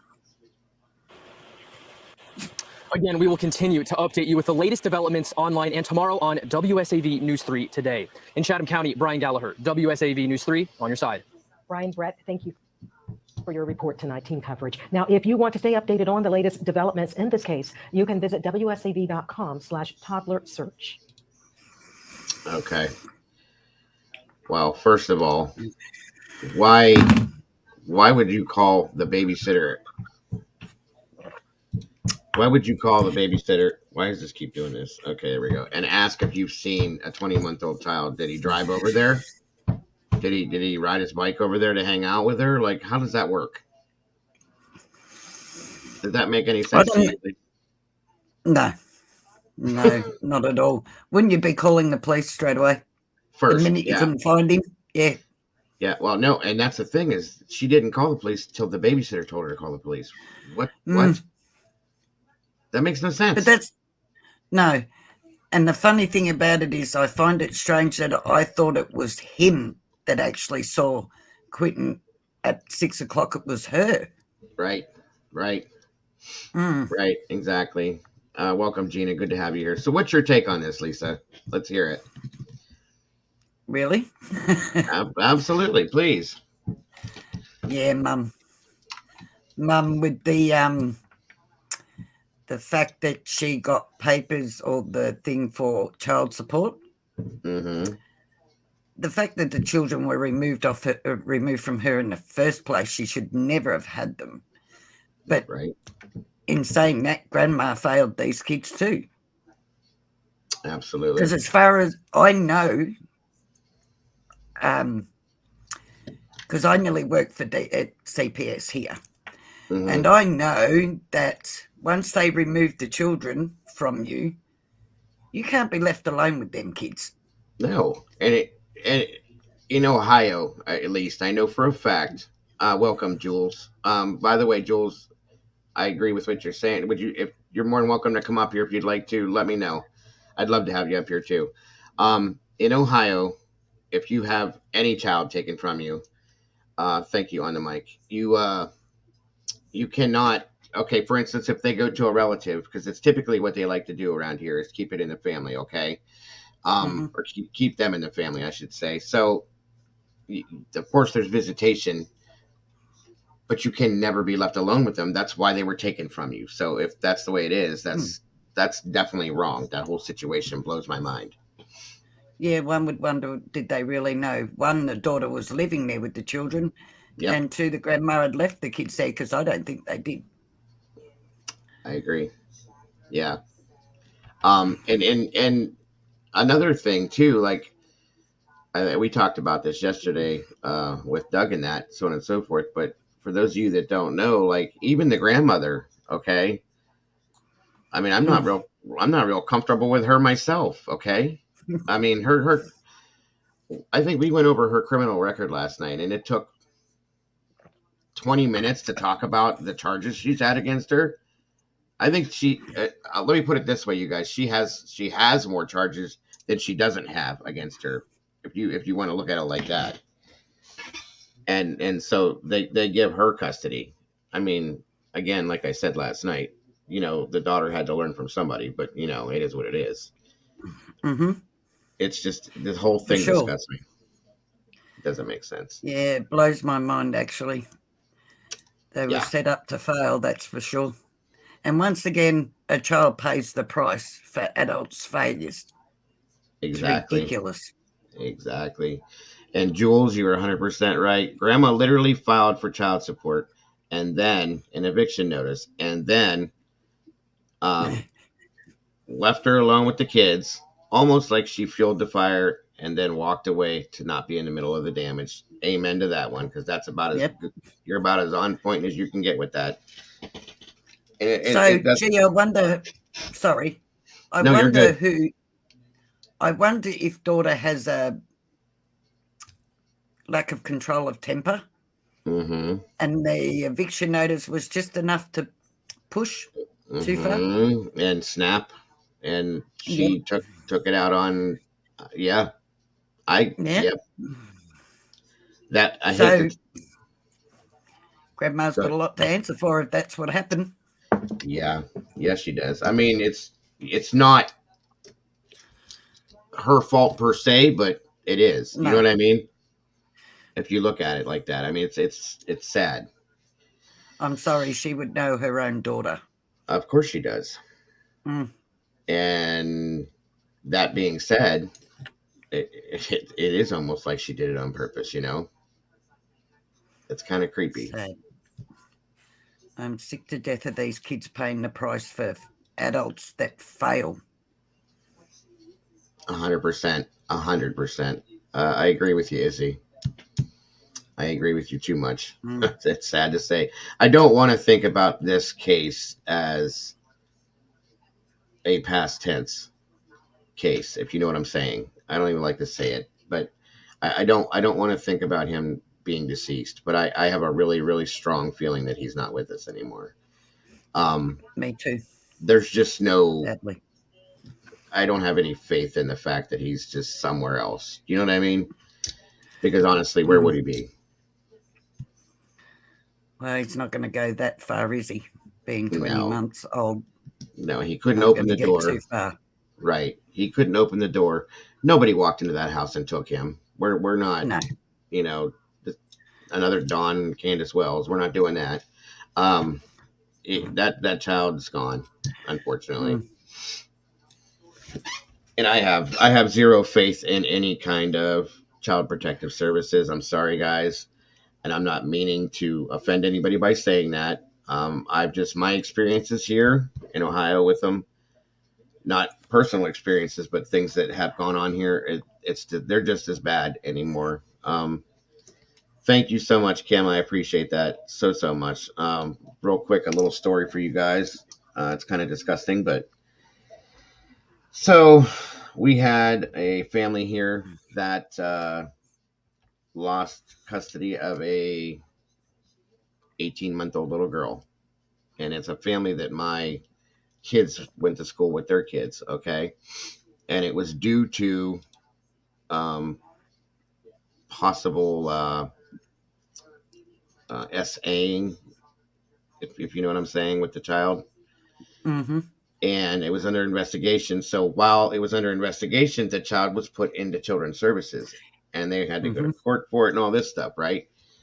But there was visitation of the child from different family members. So in the children's services facility, there was visitation one time, and I can't remember if it was an uncle. I think it was an uncle and a sister and something else. They all went together. And it was an aunt and uncle. That's what it was. Aunt and uncle. They were brother and sister to the parents. While they were during the visitation, the child was SA'd in the facility. Yep. And I was just like, I almost threw up, like literally. Are you kidding me? And there's cameras. There's cameras, you guys. In the visitation rooms, they have cameras. What is child services doing? So I have almost zero faith in them. I really do. I'm sorry. After that happened, I was done. That happens quite a lot. And there's why I didn't go to work for them. And I don't blame you. I don't blame you, because I'm not saying they're all bad. Okay. I'm not saying that all the caseworkers aren't bad are bad. I've had my ex-wife's brother and one of his first wife had 6 kids together and lost every one of them. I ended up with custody of 2 of them, until he threatened to burn my house down with all of us in it. And I said, no, I don't want anything to do with it. So unfortunately, that child had to go into foster care temporarily until they were adopted by my ex-brother-in-law's parents. Okay. But again, during all of that scenario, there was no sexual anything like that, but it was still, there was abuse going on, neglect with every one of those kids. And it just shows it, and DHS knew about it.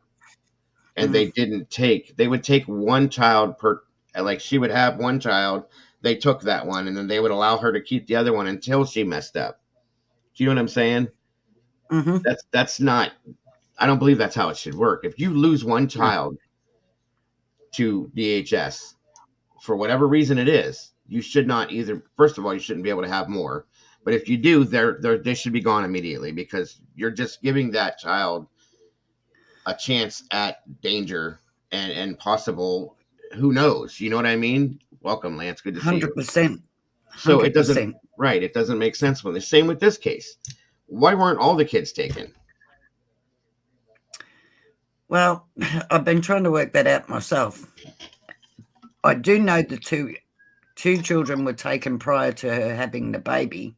And they were at the point of being homeless when she had the baby. That's why she went back there. Maybe they didn't know she had the child. Maybe they didn't know she was back there. Yep. Because I don't think there's a whole lot of communication going on anyway. I agree. Yeah. I absolutely. It's all I can keep saying is it's sad and it's disgusting. That's the only thing I can say. Yep. Let's see. Denise says grandma proved. Where'd it go? The grandma proved to court she's financially take care of the babies. Don't give her custody. Yeah. Well, I have no clue what to say about that, but yeah, there's that too. That literally has to be because each case or Quentin case, she had 3 baby daddies. Okay.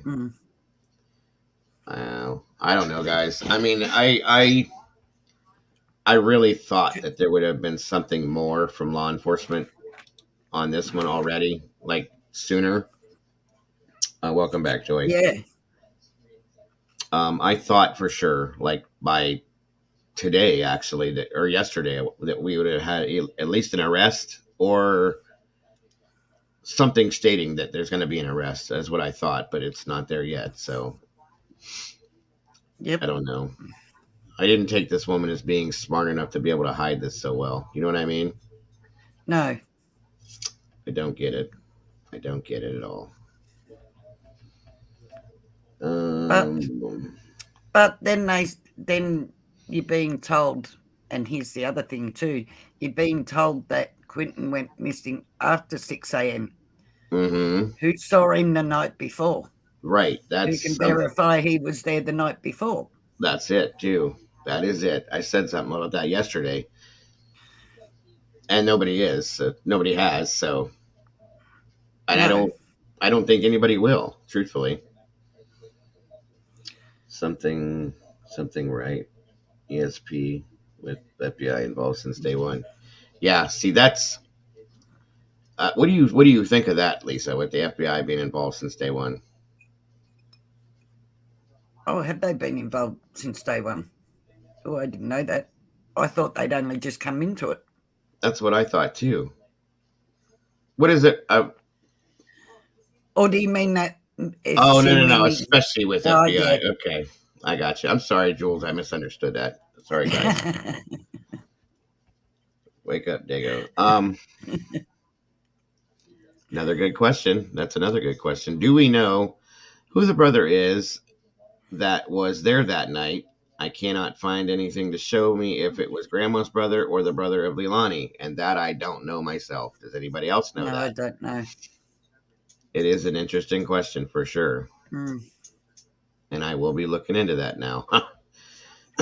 For sure. What else have we got here? You guys got some good comments, that's for sure.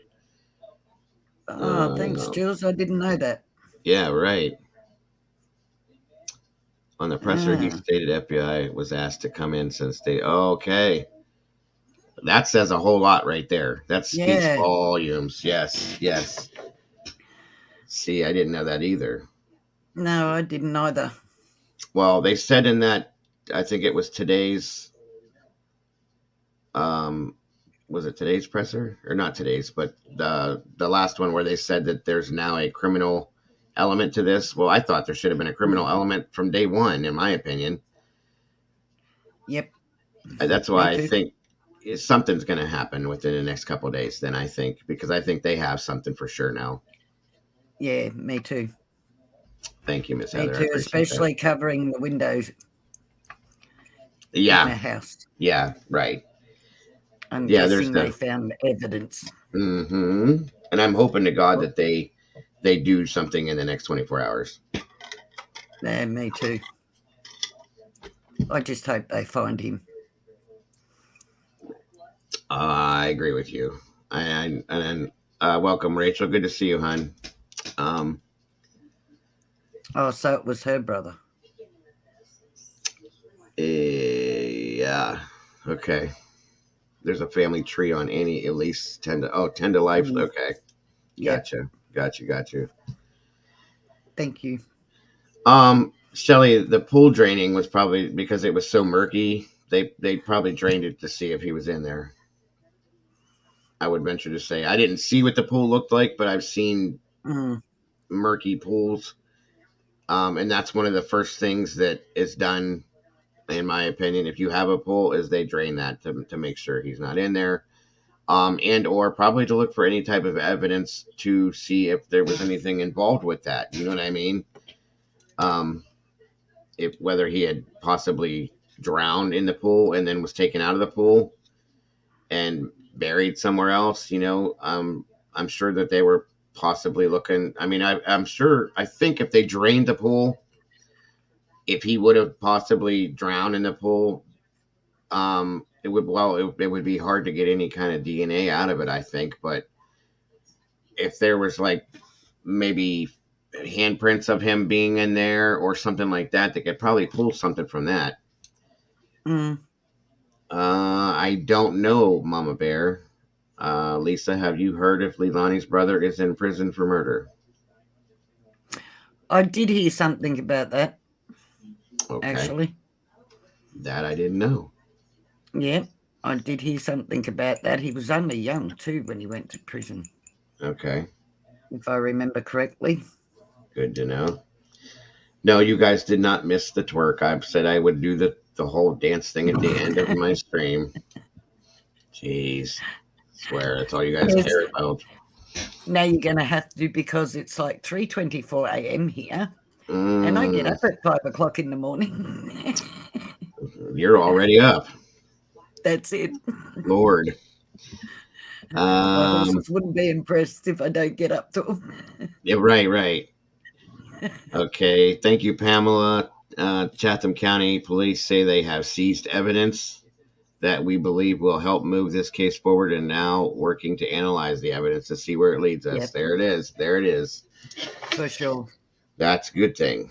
Yeah, he's in prison for murdering someone in the woods close by their house. Lord, this family's interesting, I'll tell you that much.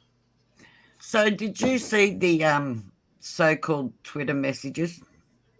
No, I did not. Yeah, I'm not as in deep with this as they are. I'm just catching up on most of it, but. Well, I only know because I found Doug's video that he put up. But apparently, is the boyfriend's name Dan? Mm-hmm. Yes. Yeah, apparently whoever's on there is saying that he cleared his, what do they call it? Lie test. The polygraph, yes. Oh, yeah, thank you. Oh, no worries. Yeah, apparently, if you look at Doug's video, okay, there's a guy on there saying that he cleared the polygraph and she didn't. Aha. Well then, let's see here. I can pull that one up, of course. Which video is that? Yeah, I wasn't super be the one 4 hours ago. It would be now. Prepared for this, but I definitely wanted to cover it this morning because I'll tell you. Let's see which one it was.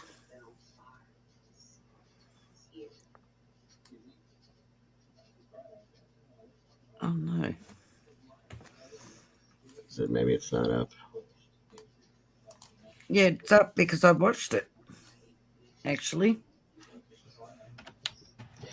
Mom failed, Dan passed, and he was allowed to leave town. His parents and him are currently trying to get custody of the infant because she's with the state right now. My God. What a mess. Well, and see, the messages also made it sound like he was no longer there with her either. Okay. Nice. That's ridiculous. Where did it go? Got it. Let me see.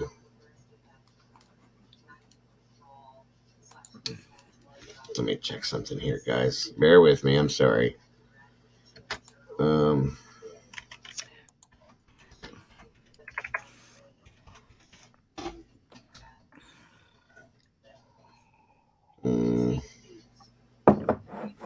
And it was just from last night or this morning? No, well, I saw it about Or 2, and it it was put up there about 3 hours ago. posted, So okay. it'd be 4 or 5 hours ago now.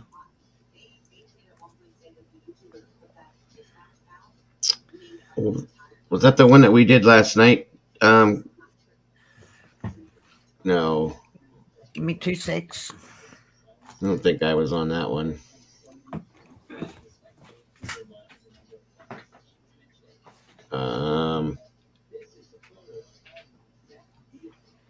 I came in at the end of that one.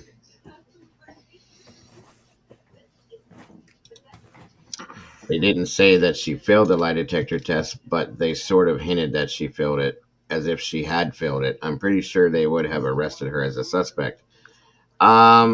K-Dips, not necessarily, okay?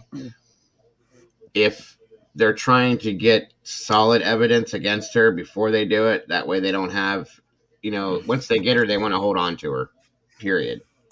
So, and the polygraphs aren't admissible in court, so it's not going to be evidence enough to arrest her anyway. Okay, his video goes for 3 minutes 41 seconds, and it's called According to Twitter. Okay, but I can't find it on his channel now either. However,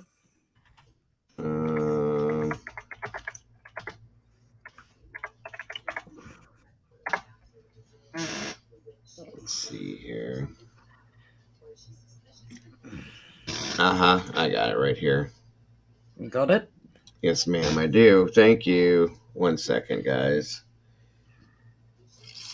Whoa. That got pretty loud. 1 moment here.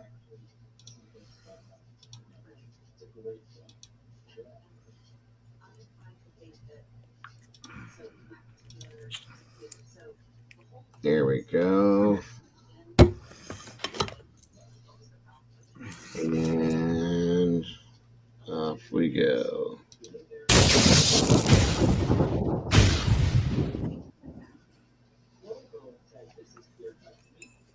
Apparently on Twitter, this has been going around. Here's some messages. You guys decipher whether this is Danny, whether this is true and factual. Because apparently Danny has passed his lie detector test, but these are saying Leilani has not, and that she's loyal. Okay. Cleared up. The first message, it says, "How do you know him?" And then a respondent by Key says, "He's my boyfriend's childhood best friend. Their daughter Sky is only 3 months old. She's so precious. He and his family are like family to me." So Key's been in jail with Danny before. Danny's been in jail and has a past. Key is saying, Here, let me slow it down so you guys can read it real quick and blow it up a little bit bigger so you can see it. There we go.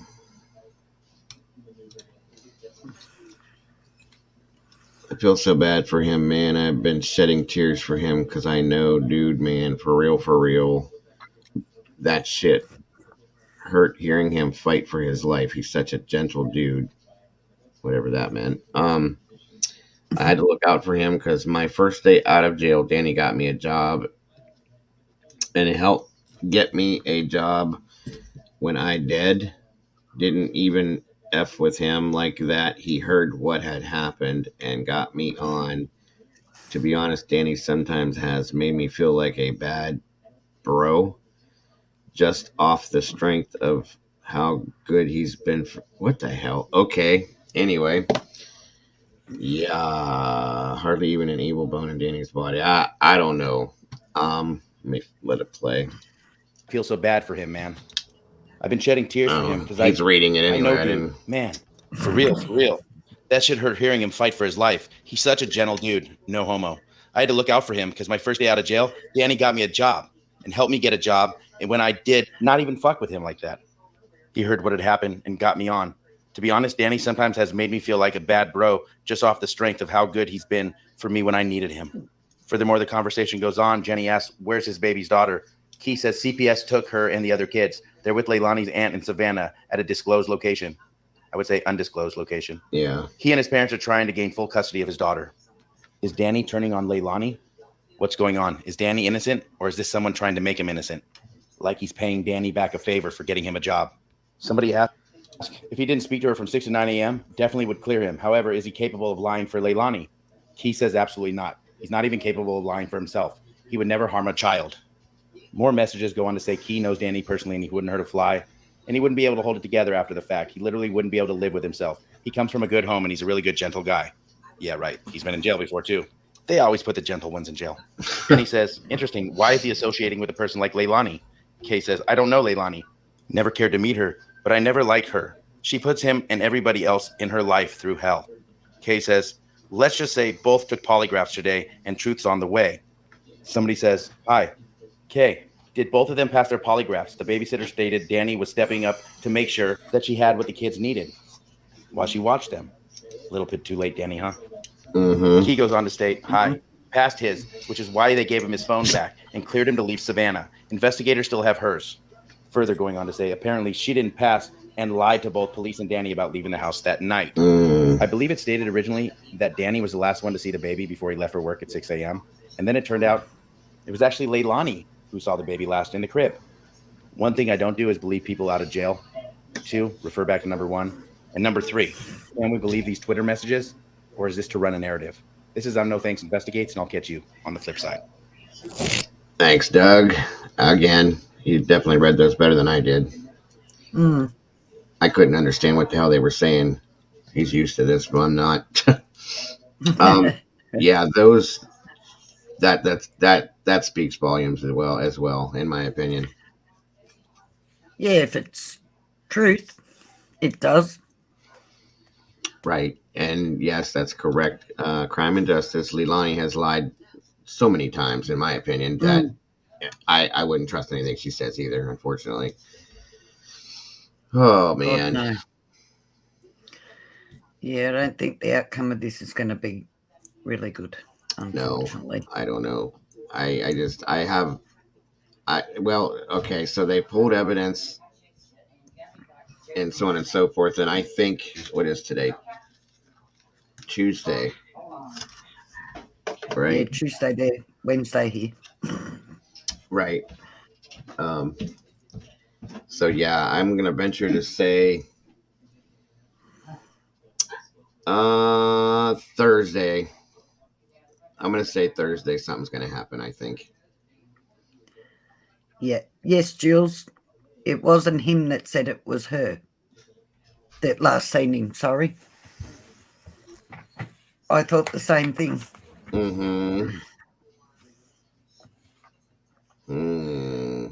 Yep. So, okay, if we're going to go with that narrative, then good afternoon, Thought Criminal. Good to see you. Do you think this is premeditated? No, actually, I don't. I think she snapped. Yeah. Yep. I think I got a strange feeling the child support papers she received and then threw her the into eviction notice on top of it, just she snapped and lost it. That's right. I agree with you on that one. Unfortunately, in my opinion, by the way. No, absolutely. That's what we're doing here, guys. That's what we're doing. So let me ask you, Jules, is that what you're thinking, though? Is that there's a premeditation to this, since you're saying she had a plan, maybe? Because I mean, I don't personally, but that doesn't mean that it's not. I find it odd that child support was scheduled. I know what you're saying on that one, Crime and Justice. I mean, that God, that scenario is on so top disgusting. of everything else. It mightn't be enough for her just on that alone to, one would hope, to save $150 a month. Yeah. But with everything else on top of it, might just, like I said, snap her. Yep. Because you consider if she was if Mum was throwing her out, the other way of looking at this too is she still has that baby. So she ends up on the street, she's going to lose the baby too, isn't she? Yep. So then it becomes more than just $150, doesn't it? Oh yeah, definitely, quite a bit more. Yeah, that's kind of where I'm at with it too. And it's either that or with I mean, I can't say that there's obviously drugs somewhere involved in this, and Mm. also the mother, you know, likes to play with NyQuil like it's water, and you know how that goes. So he either got into something. I know he didn't get out of the house on his own, you guys. I'll promise you that. Mm. Okay, Yep, there's no way. me too. So it's either he got into something, or maybe she overdosed him. She gave him something, overdosed him, and it was too much for his little body. Yep. And that was it. He went to sleep and never woke up. I hate to say that out loud, but but it's either that or she snapped, like you said, and grabbed him and shook him or something. I don't want to talk about it, but anyway, you know what I'm trying to say. One of those two things is what I Yeah, think happened, unfortunately. But yeah, me too. I'm trying to think for them to plastic up the windows like they did. What type of evidence they could have found in that house that Luminol, because they mm, do that here too. oh yeah, they do it They'll here. actually cover the windows and when they're Hmm. using luminol during the day.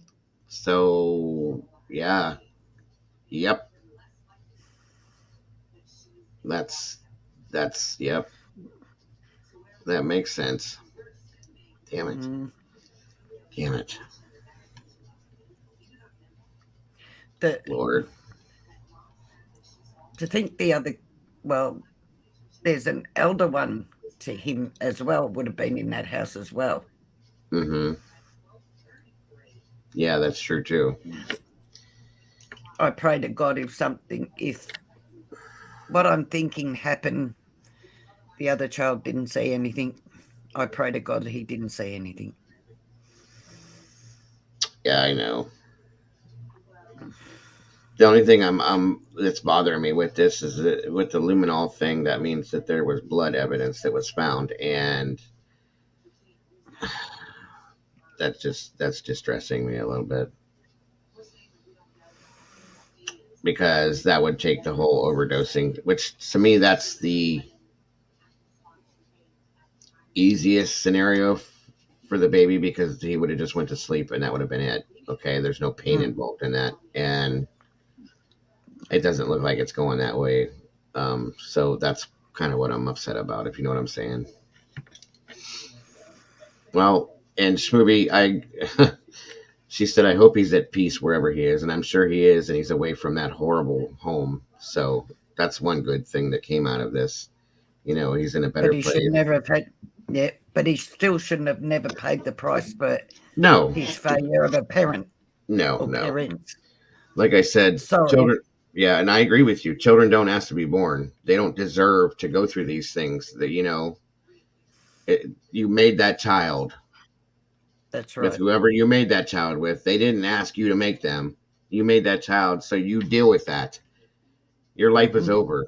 Okay, you take care of that child. I mean, I don't mean to say your life is over, but any kind of a life outside of your child is over until that child's grown and an adult. So you just deal with it like the rest of us That's do. right. That's right. And if you can't deal with it, give them up. Give them to Yes, somebody that yes. will love and look after him. When I was a firefighter, we had signs up, and we had it. It was well known, and I worked at 4 different fire departments, and everywhere, if there was ever an issue with the child, don't leave that child in a dumpster. Don't throw that child away. Don't do this. Bring that child to the fire department, to the police department. We actually had, you guys, like a special door built into our building. No lie, where it's like a double-sided door. You open the outside, and there was a padded like box built into the building from the outside, and it was heated, insulated, all that. You could put a baby inside there and shut the door, and it locks once it's shut. And then we open it from the inside, and we can bring the baby in. That was built into the one fire department that I worked at because it has happened around here in this state so many times where people would just leave newborns rather than leaving them in dumpsters or doing this or doing that. We have one of those. It's safe surrender. That's exactly what it's called, Breezy. So yes, baby drop boxes is what they are. Crime and justice, and I mean, thank the Lord we never had to use it at our station, but they're all over the United States from what I understand. So it's just and it's it's so sad that we have to have something like that, but it's better than this, what it could be. Well, that's it. So there's no excuse for them hurting these children. No. And what kills me with this too is these people that abuse, especially babies like that. These babies have no clue. These children have no clue why you're hurting them. All they know is that you're hurting them. The person that they look up to, that they love with everything in them and trust, yes, is hurting them. It's disgusting. Yep. And sadly, all you're teaching them is all their self-worth is to be belted. Yeah. Or and hurt. That's another thing that makes me sick to my stomach even talking about it. How do you use a belt on a 20-month-old child? How? I can't. I don't get it. A belt on any child. No, that's what I'm saying. That at all. I couldn't. My 16-year-old kid is bigger than me, and I couldn't use a belt on him. You know what I mean? He'd probably take it from me at this point, but I'm just saying. I don't get it. I tell you what, my eldest son, when he was 16, and as you know, I have 6 children. So my eldest son, when he was 16, had a girlfriend and problems in that. But anyway, he went to belt me because I removed his girlfriend out of my home. And as he raised his hand, I thought, no, I can't hit him. So I took his legs out from under him with my leg. I kicked his legs out and he fell to the ground. That child never raised his hands to me ever again. And he was so sorry. And I was right about the girlfriend too. Well, we usually are as parents. Yeah. Similar problem to yours. But yeah. Yes, that is. Luckily, I've never had to have with any of my kids, and I had a couple boys that were my biological boys, were so hard to deal with, and we've never got to that point. I mean, I think one time I spanked my oldest son one time with my hand, and he did this thing to me, which is why after that I never touched my kids again in my life. He was 3, and I didn't even spank him hard. It was one of those little SWAT things, Yep. And when I did it, he was so melodramatic, which he still is to this day. He did that screaming where they hold their breath. He did that, wow, and he went, and then he passed out, and he locked up and passed out, and I was like, what the hell? I thought I killed him, and I'm like, oh my God, and I threw him at my wife at the time, and she's looking at me going, what? And then he breathed. And I guess that was a normal thing I heard because they'll hold their breath and then they just go to pass out for a second. And I'm like, oh my God. And I cried and hugged him and cried and hugged him and cried and hugged him and never touched him again, ever that. And they knew that after that. And I told them that story and they're like, I said, yeah, well, I probably still should have whooped you a lot more than I did. But, it is what it is. I never really have ever believed in that kind of discipline because I don't think it doesn't, they don't understand it. Okay. No. Again, all it does is teach them pain. And again, like we said, the people that they look to and they trust and they love are hurting them. That doesn't make any sense to them in their mind. That's right. That's exactly right. And I won't do it. My father was an alcoholic and used to beat the absolute shit out of me most of my life until him and Mum separated. But yeah, I just never taught me anything except to be scared of him. Yeah, and my mother got me a few times. my father, he didn't have to. He would just look at me or raise his voice a little bit, and I was done. Um, but my mother, she's got me a few times. She actually, when I was 16, did one of these deals with me, grabbed me like this and picked me up off the ground, and I just was like, okay, we're not going to do that again, because that scared me. I've never seen her like that, but yeah. See, my mum never hit me. Oh, mine did a couple times. She threw a brush at me. She threw a shoe at me. Stuff like that. She never hurt me, but because I was bigger than her at that time. Still, I never really pushed my parents like that, though. It was a couple times, and it was always when I was a teenager, because teenagers, I was a dumb, ignorant, mouthy teenager, just like most are. Thought I knew everything, and then nobody could tell me nothing. And at this point in my life, I still look at my mother and tell her, when I talk to her different times, thank you for what you did for me as a parent, and for being there, and being the disciplinary type of parent. Because I went to school with kids, you guys, whose parents cared nothing about what they did. 100%. They could do whatever they wanted to do. They could stay out till 1, 2 o'clock in the morning on a school night. They were smoking at 10, 11 years old, smoking cigarettes and whatever else they were doing. Dress however they want to, and this and that. And like when I was in high school, I thought, well, that's cool that your parents do that. And now, looking back on it, I'm glad my mother didn't allow me. That tells me that my mother loved me, is what I'm saying, and cared. Yes. You know what I mean? So, but kids need discipline, and they need structure to know that they are loved. Yes. If you allow a child to do whatever they want, they don't feel loved. Right. And I've proved that myself with my sister's children. Absolutely.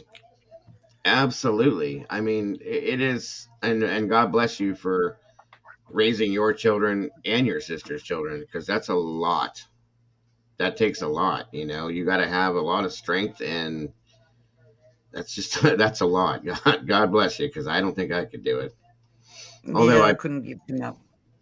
Couldn't let them go into foster care. And see, they were like my children when they were born anyway. So, and unfortunately, her second eldest son committed suicide in 1999. Unfortunately, I'm sorry to hear that. That's horrible. I'm so sorry to hear that. He was only 19 too. That's such a beautiful kid. And just getting ready to start his life. That's horrible. Yep. But see, drugs. Yeah, that's drugs, and he went to the hospital begging for help for them to put him in rehab. He told them that he was going to do himself in. He left the hospital, and within an hour of leaving the hospital, he was dead. Why wouldn't they help him? Yeah, don't get me started. Okay, I got you. I got you. They got a piece of my mind, but because I didn't have custody of her children, there was nothing I could do. Nothing you could do. I get it. Yeah, on his behalf, unfortunately. So, yeah. I get it. That's Liza Rowe. It is, and I'll say you're 100% right. When your kids respect you, it does make more sense, and that is the difference between me with my children and my ex-wife with my children, because she wanted to be their best friend and buy their love, and wasn't strict on them at all. She was the parent that would just let them go do what they wanted to do, and would let my daughter's boyfriends come spend the night at the house when they're 16 years old. And my son's girlfriends, when they're 14 years old, spend the night at the house with them. And you don't do that. But, my kids, when they were little or teenagers, didn't like me because I wouldn't allow those things. But they liked her at that point. Now, they have zero respect for her, nor do they have a relationship with her. And they've looked at me, just as I have with my mother, and said, thank you for being the way you've been. Yep. because they have a respect now, and my kids, they didn't like me, but they respected me because they knew how I was. I wasn't, a screamer, and I didn't beat them with everything, but I did have a temper level, and if I got to a certain point where I would get hot, they knew not to do that because, they've seen me angry a couple times and it's bad. They never got hurt from it, but it's still bad. So it is what it See, is. I'm a talker. My kids would get the 4-hour talk. Oh And I yeah. would always leave the room and say, oh, what's the point? You don't listen to me anyway. And then when my kids, one by one, as they become adults, kindly inform me that, Mum, we heard every word you said and we thank you for it. Same As conversation. much as you think we weren't listening, we were listening. Yep. I've had the same conversation with mine. What is this? Jules says, a few days ago, a town over guy killed his 2 parents, then checked in the hospital a mile down the road for a psych eval just minutes later. Oh my God. Oh, that. See? That's what I mean. It's scary. It really is. That's crazy. There's just so much of that goes on. And that's what I'm saying. Like, these kids, and there's a lot of children that are born nowadays that have like ADHD, oppositional defiant disorder, autism, Asperger's, whether they're on the spectrum or in full blown into the spectrum. And then these parents that they're just being bad. No. Yep. It's a chemical imbalance, you guys, and it's due to, the foods that we've eaten over the years have changed our bodies up so much that the chemicals are not relatively balanced in our bodies like they're supposed to be. You're lacking things in your brain that makes you think correctly and do the right things and do this and do that. So you have to be medicated, unfortunately, in some senses. Like I have it as an adult. My other 2 boys have it. And I was that stupid parent back when I was in my 20s because I didn't want to believe there was anything wrong with my kids, that pride thing. And I wouldn't look into the medication thing. With my youngest one, I did. And there's a huge difference between the 2. It proved it. Now, not everybody believes the medication. I get that. And I'm not shoving that down anybody's throat. I'm not saying a word about that. It has worked for my child. And if he didn't have it, he could not function. Like he's borderline. He's on the right across the border into the autism spectrum. But you can't really tell unless you really are around him for a while. But if he didn't have that medication, he couldn't add 1 + 1 to equal 2 because he can't. It doesn't stay in his mind. He can read a book, like a whole chapter of a book right here and now in front of us.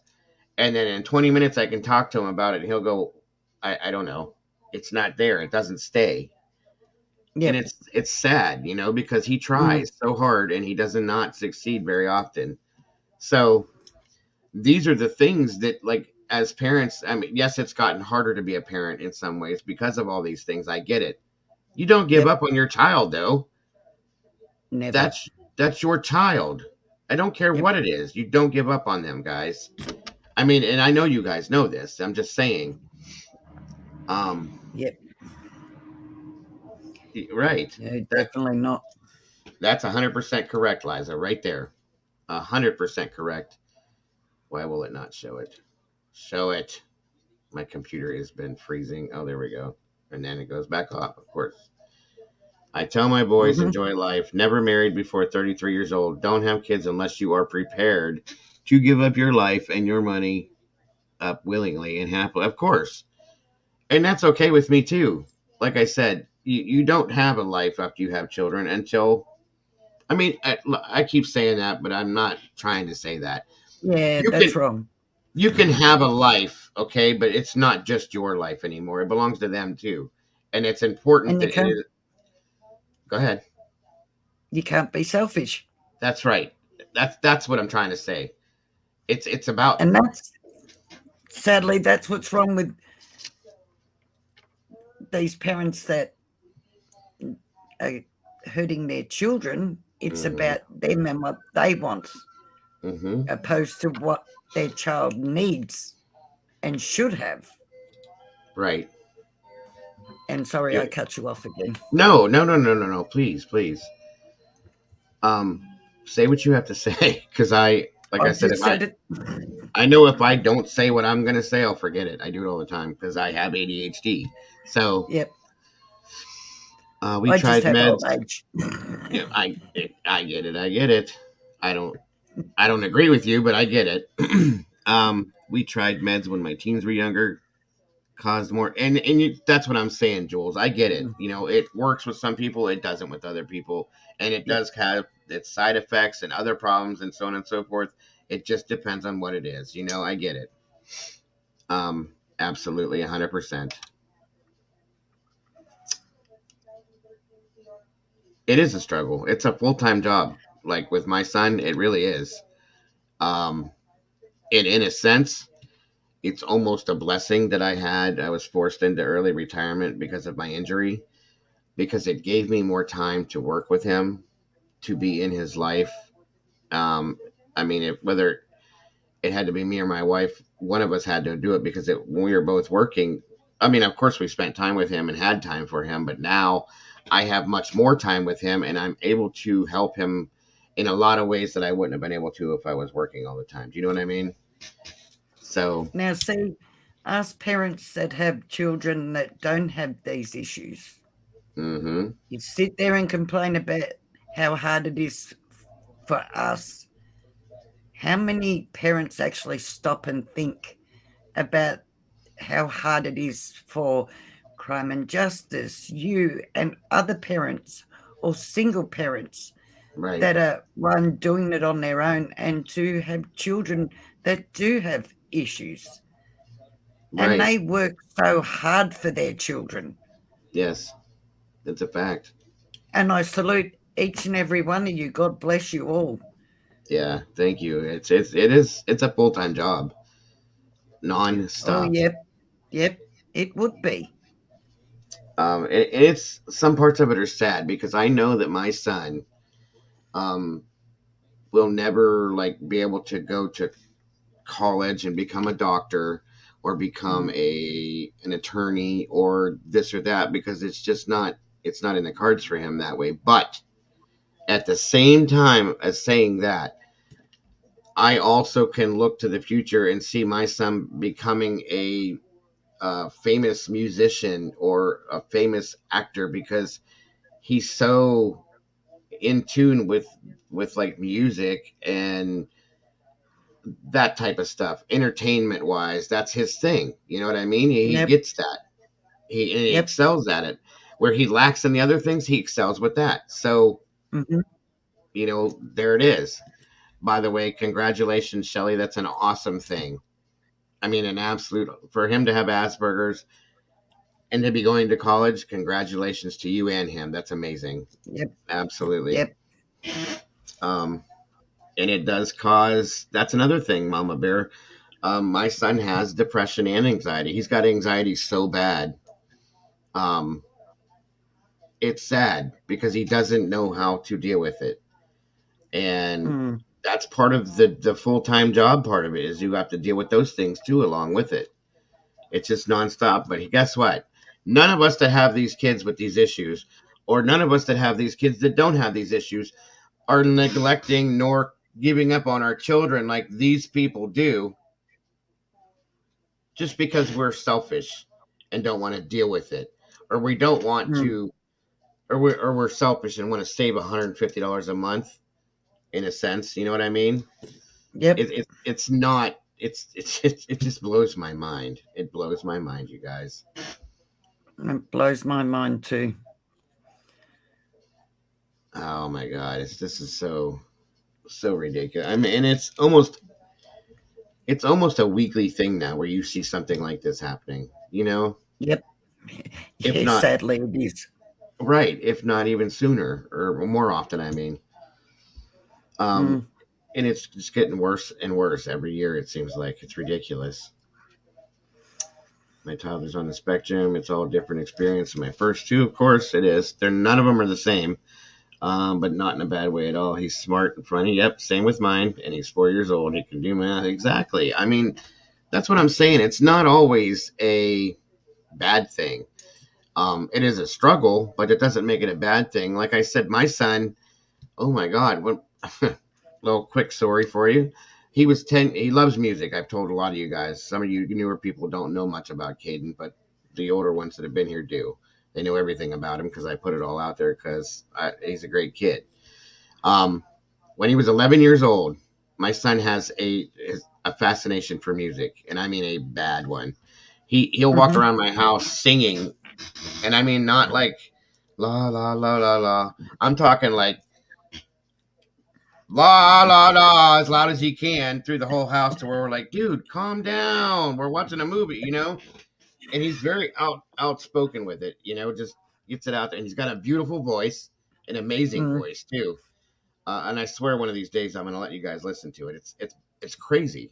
But when he was 11 years old, he came downstairs. He loved the band Queen, okay, which he got from me and his mother. And he came down. This kid took a broom handle and broke it in half. It was already broken, but he broke it in half and made a little thing with it.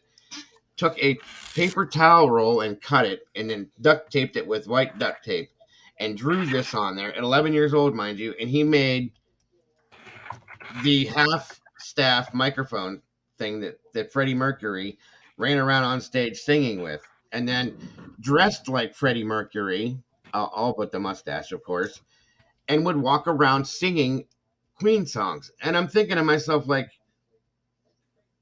what is this, you know? And it's his creativity and the things he excels in. And it just it's an entertaining thing, you guys. Some of it's funny. Some of it is just like I'm in awe. Like I was telling somebody else, Billy Joel, Piano Man, the song by Billy Joel. The beginning of it is a harmonica. My son was 11 years old. Heard that song on the radio. Me and my wife were having a couple drinks one night, listening to songs on the radio, blah, blah, blah. And he heard it and he was like, wow, I like that song, Dad. What is that? I told him. However, the technology, but he goes upstairs for 35 minutes. And I'm not kidding. I'm not lying. He comes downstairs with a green, yellow, and pink plastic harmonica that he had that was a toy, and played the beginning to Piano Man after 35 minutes with a toy. I just looked at my wife and I said, there's no way. It wasn't 100% perfect, but it was way better than I could have done it, and I'm a musician. Yep. Okay? And he still does stuff like that. He picked up a guitar and played it. He taught himself how to play guitar. The only thing I've ever taught him was how to play drums, and he excelled at that. I bought him a keyboard one time at a yard sale because he had to have it. He took it home and he started playing it. I mean, these things just happen. It's crazy. Now, if you give him a little bit of, instruction behind it, he's going to be amazing, I think. So that's what I'm expecting is, for him to go to a school for like musical arts or something like that. Yeah. He's definitely gifted, CC, 100%. I have to let you guys hear this kid sing one of these days. It's crazy, but not to get way off subject, but I'm just saying, like, our kids are amazing. He plays the saxophone too. I forgot, but they're amazing, amazing, amazing human beings, and they deserve so much more than what a lot of them get. They really do. Yep. All kids are amazing. Yes. Like I said, they're a gift from God. Here you go, guys. There's a picture of them. Yep. That's his band picture from this year. Oh, wow. He won't cut his damn hair, but it is what it is. I did it too. Lovely looking boy. Yeah, he's How old did you say he is? He is just now 16 this year. He's a lot taller than he looks in this picture. Yeah. He's a happy kid. He always has been. I mean, he's got depression. He's got anxiety because he's been bullied because because of his issues, he's very outgoing, and he wants to befriend everybody. And when he was younger, thank you guys, all of you guys. When he was younger, he didn't understand. Like, he thought that everybody was like he was, and everybody would want to everybody felt the way he did. So he would Mhm. just walk right up to people and start talking to them and say things and this, and they're looking at him like he's weird, and they treated him that way, and it's been ongoing. That's part of the job too, you guys.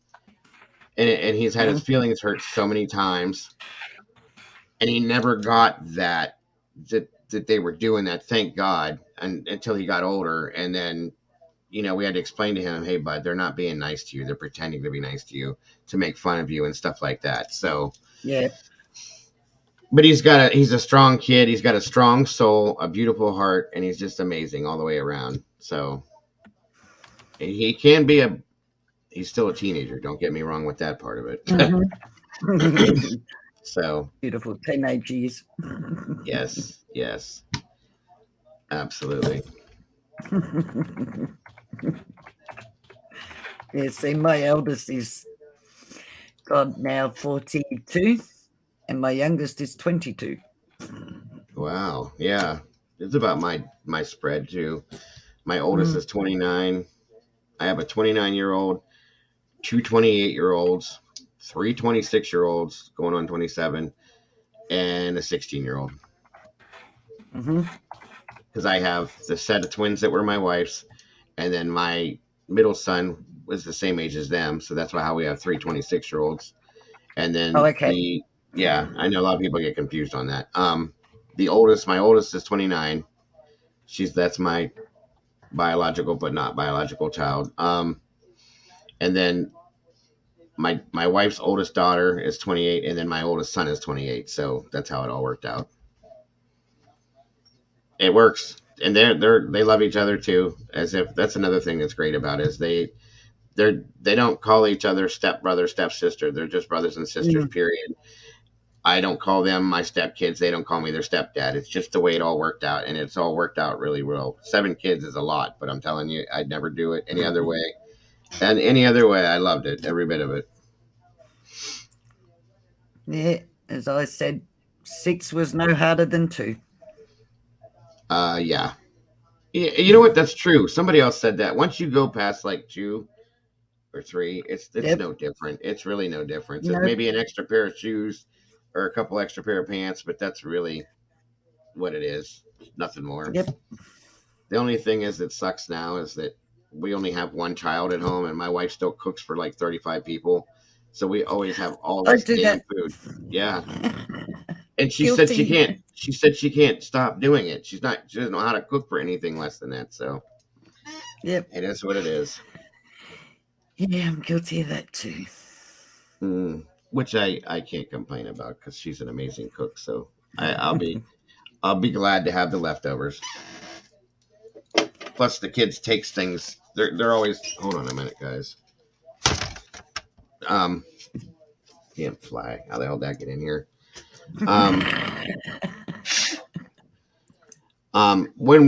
My kids are still always coming here Sundays, Saturdays throughout the week. The one kid's here every day.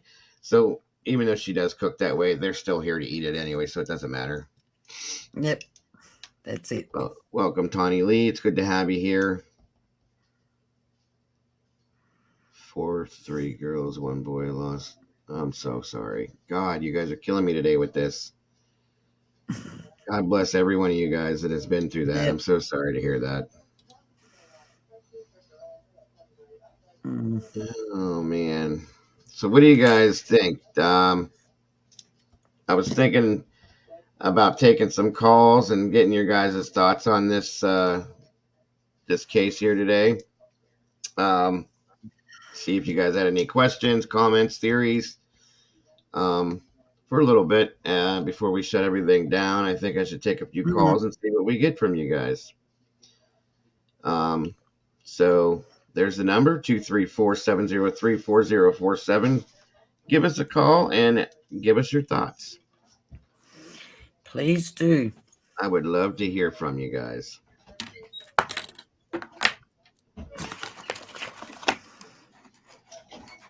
We got 55 people. Not too bad. Thanks, you guys, so much for being here today. 55 amazing, beautiful people. Yes. Another amazing.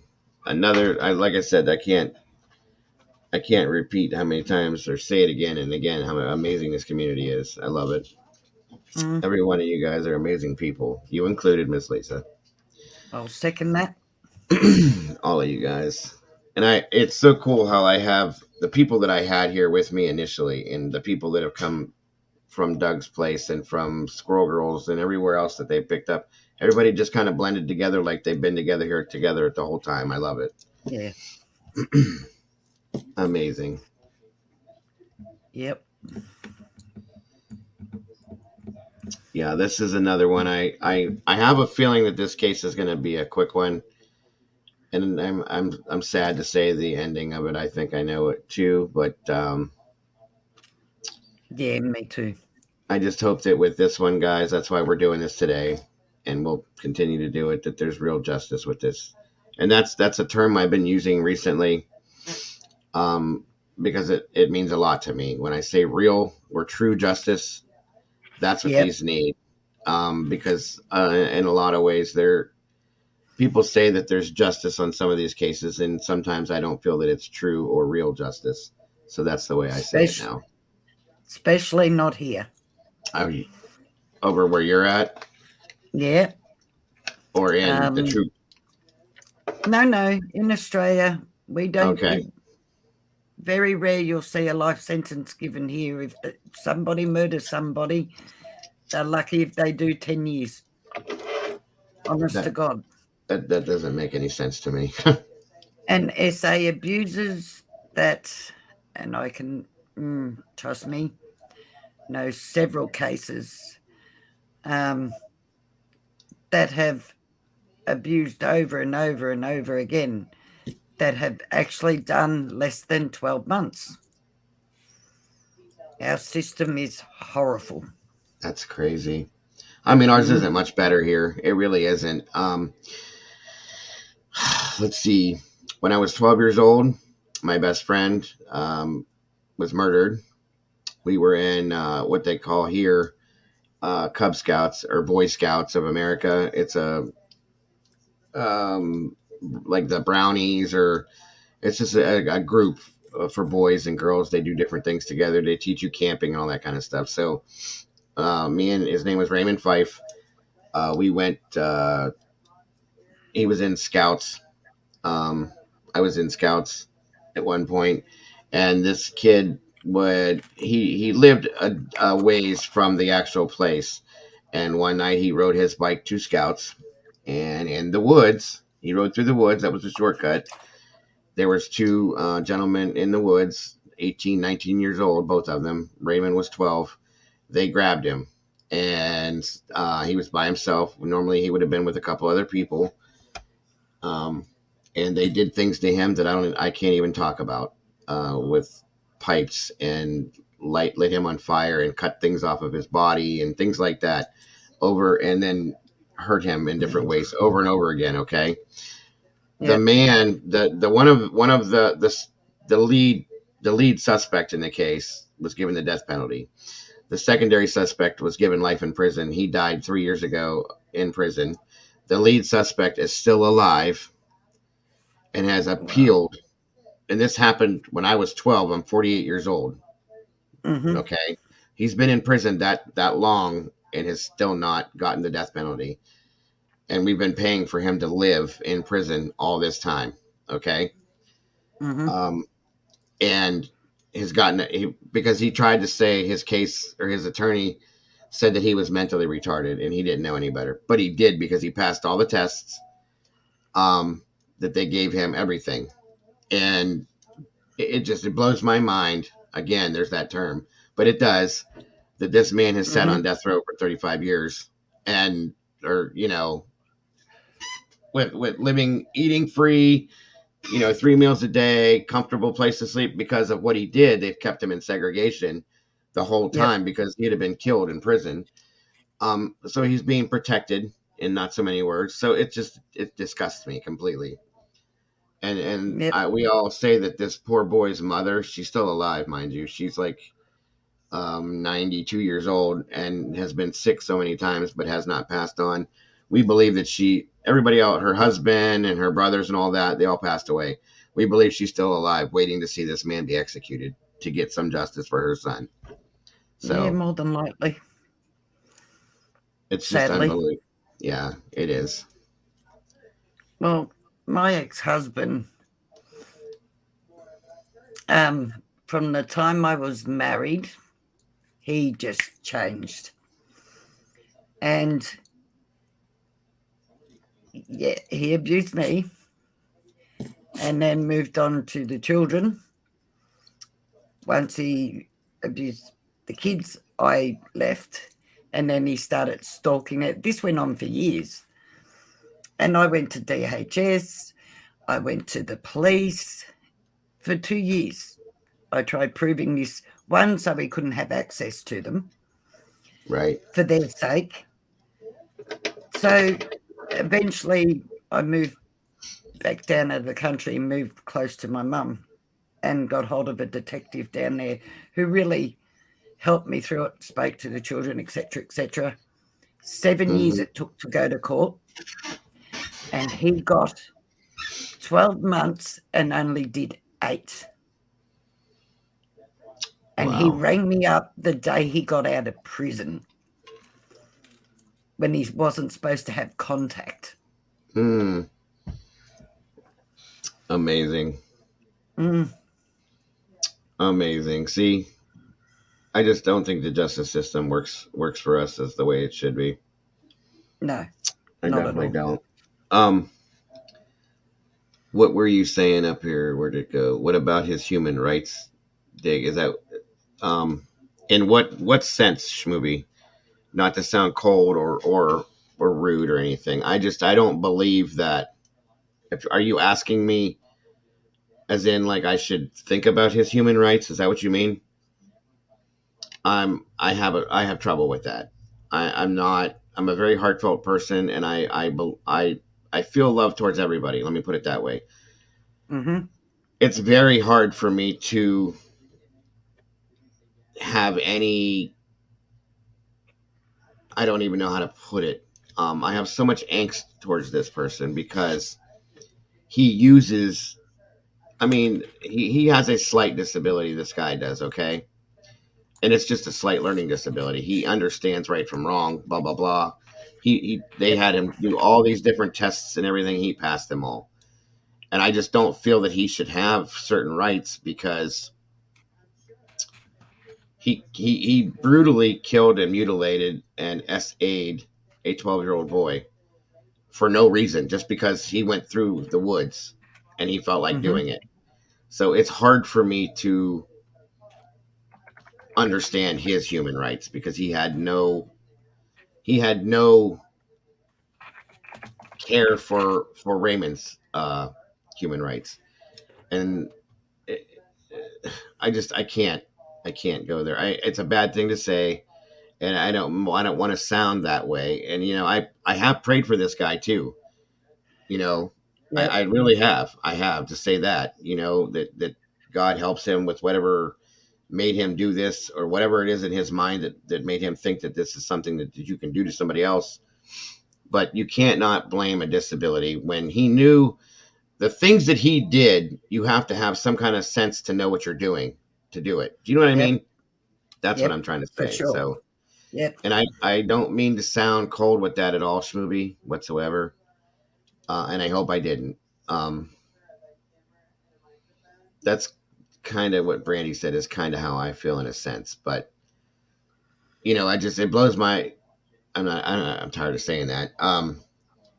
It makes me insane knowing that this man has lived for 35 years after doing this when he was given that sentence, and we pay for this man just to stay alive and eat and be comfortable and warm and air conditioned and everything else that they have when they're in prison like that. It just I don't I know. can understand that. It angers me. See, and don't hate me, everybody. I just don't believe in the death penalty. Strangely enough, however, let this be said, that when it comes to children, I could quite happily pull the plug on anybody that hurts a child. Right. Yes, especially when it Yeah, comes to kind of children. yep. I seem to have a double standard where that's concerned. No, I get it because I feel the same way. Oh, I understand. Okay, Schmooby, I get it now. I didn't want to come off wrong with that because I don't want to sound like a cold, evil ass person, but it is what it is. You know what I mean? So, I don't know, guys. It doesn't make sense to me at all. A lot of things don't. But No. this is society and we have to take what we can get and make But the best of it. that's because none of us are criminals, so we don't Yeah. think like that. Yeah. We can't take ourselves there. I can say I agree with you about the death penalty thing. And I honestly, even if somebody hurt a child, I don't know if I could actually pull the plug or push the plunger or pull the trigger. I don't know if I could actually do that myself and take somebody else's life. But I know that Well, I could agree with it. let me explain this. As I told you, I was going to work for CPS. I never did. Right. However, I ended up working with children and adults who had been SA victims. And I have, on top of that, sat across from the abusers. Right. And this is why I back police, because it took me all my strength from diving across that table and not attacking the fella myself, several of them, and listening to them talk about it so freely of what they'd done. And one in particular had his grandchild, as well as he was doing it to animals. And he just spoke about it like it was normal. I had to leave the room. But the police sit there and listen to that time after time again. Better people than me. However, you talk to the victims and a lot of them don't want anything to happen to their perpetrator other than they get locked up. Right. Yeah, absolutely. I think we're getting a call here. Hold on one moment, please.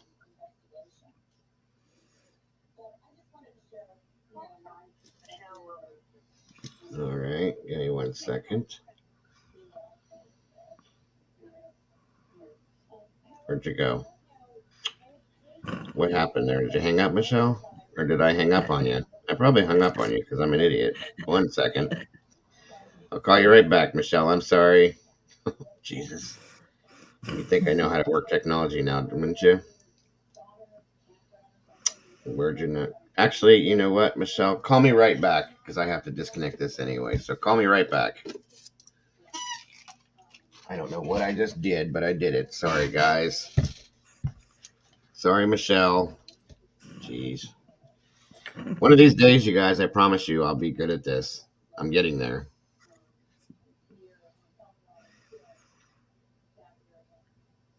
Oh, my neck is so tight today. I must have slept cockeyed or something last night because I woke up this morning and my neck is killing me.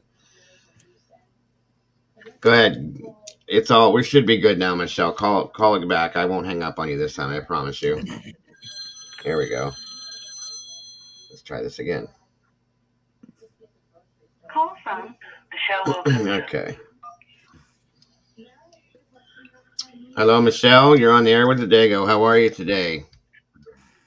Better right now, but I missed the beginning. I was there this morning, and then we ate something bad yesterday, and my son and I got sick, and it was like I missed it, so I'm here now. Well, this morning was an accident. So for those of you that were in there, I got to apologize. I don't know what happened. I was in my StreamYards trying to do some work to do this, and for whatever, unless I just bumped the go live thing, and I look up and I'm live, and there's people in here, and I'm like, oh, hey, hi, how are you? You know, so I ended that one because it wasn't supposed to be live. So my apologies on that, by the way, guys. So you didn't miss anything. Oh, that's all right. Other than the one that we're in right now. So welcome, and how are you today? And well, you said you're doing better now. That's good to hear. Yeah. So what can we do for you today? I had asked this question yesterday in Doug's channel, and I think the chat goes so fast, I don't think Crime and Justice or Doug saw it, and then I sent you a message. My question was, when they did the interview and the daughter said baby and everything, we know that Grandma went to work out of town and left that mother with those kids, even though she shouldn't be with them. And the boyfriend supposedly went to work at 6 o'clock. My question was, where was Grandpa? Where has he been in all this? You did ask that question, and I didn't have an answer for you, and I still don't. Does anybody know anything about the grandfather? I mean, I know he exists because I saw him in that one interview, but Crime and Justice, do you know anything about that, or I don't know. Is his name Tommy? I believe so. Oh, okay. Yeah, he was out of town.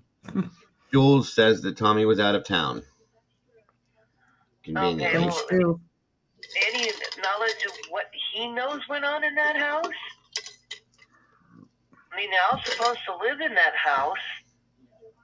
He's a truck driver. See, I just get creepy Casey Anthony vibes from this. This just makes my skin crawl. Yep. You've got grandparents that are living in the house with grandbabies, and they know what's going on. And the mother even says to the babysitter, "Oh, I want to give her a chance. I want her to be." You know, she can't. Right. Yeah. You know, and that's just like Casey's mother saying, "Oh, well, I knew something was wrong, but you didn't do anything." Right. I agree with you. You know, that baby was missing, and you didn't. I would have marched to her house. I've got 4 grandbabies, and right now they live about around the block from me. I can go around the corner, and Yeah. And there's no way if I go 3 or 4 days and I don't see my grandkid, I'm going, "Hey, what's going on? Where's this baby? What are you doing?" Oh yeah, yeah. And it's the same thing. She lives right in the house with her. You're absolutely right. Sorry, him. That's what my biggest deal was with the Casey Anthony case too. And the thing that got me with that case was the grandfather or her father, Casey's father, he worked with my uncle and my father on the sheriff's department here where I live at, and then they moved to Florida where all that went down, right? And like, he was a good cop when he was here, a very good police officer, so on and so forth. And I still have, after seeing everything that went on in that case, that's one of the cases that actually got me into doing true crime. Of course, I didn't do it here because we didn't have all that stuff yet. But yeah, he there's something about him that wasn't right with me in that case. Yeah. And to know him as a person when he was here, talking to my uncle and the other guys that I know from being sheriff's deputies here, what happened? You know what I mean? I mean, where does it almost makes you wonder if when it comes to your children, although I can't say this 100%, with some people, if you would make a difference or make a, I can't think of the word I'm trying to say, like make an exception because it's your children, but it doesn't make it right. I would never do that, but I know what you're saying. I don't understand it, but yeah, I get what you're saying. I think this is a little bit more dark than the Anthony case was. I mean, the Casey Anthony case was dark, don't get me wrong, but I think it wasn't as just, I don't know how to put it, dark as this one seems like it's coming out, if you know what I'm saying. Yeah, I think I know what you're saying. I mean, I don't mean to interrupt you, with the luminol thing now and this and that, I have a feeling that there could have been a violent, are you still there? No, that's another call. A violent, unfortunate event that happened. Okay. Yeah. That's what I'm saying. Well, to answer your question, I think the boyfriend took it out of the house. Took you out of the house. Okay. I think he drove away with that baby, and that's why the text was sent at 5:29 that she wasn't going to have to watch the kids today. And then he made the exit with little Q. And where do you think he went? That gave. I don't know where he'd go. I mean, he has to have someplace. I mean, do you think he took him deceased somewhere, or took him? Okay. Yeah.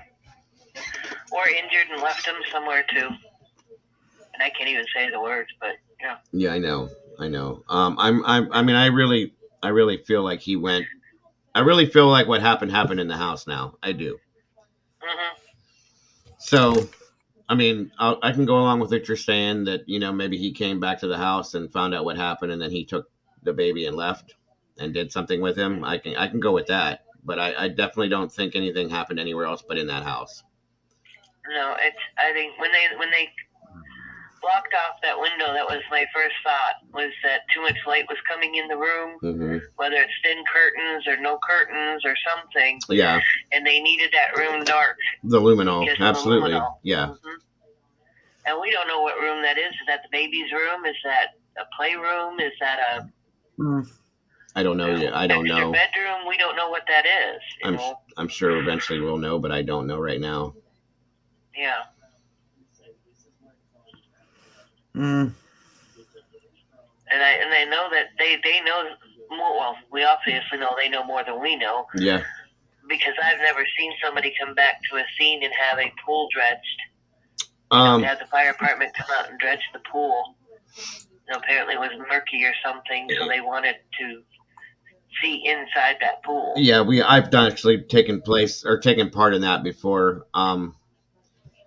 For a scenario kind of like this, it wasn't nowhere near as bad as this. The child was found, but we did that first. We emptied the pool. It was an in-ground pool, and we had to pump it out with our pump truck because it had like tadpoles and lily pads in it that hadn't been used in like 5 years. So you couldn't see the bottom of it. So they just drained it and did it that way. So no, I can't understand why somebody's so little. Nobody ever understands this ever. There's nothing to understand. And still I mean, I get the motive. I think the motive that they thought might have come up was because she was going to have to pay child support on the two children. Well, why pick one and not both, which is sick to say, but why would you only pick one child? Yeah, no, I with the facts that we've been seeing and the different things, I'm really, really, really leaning towards this snap thing.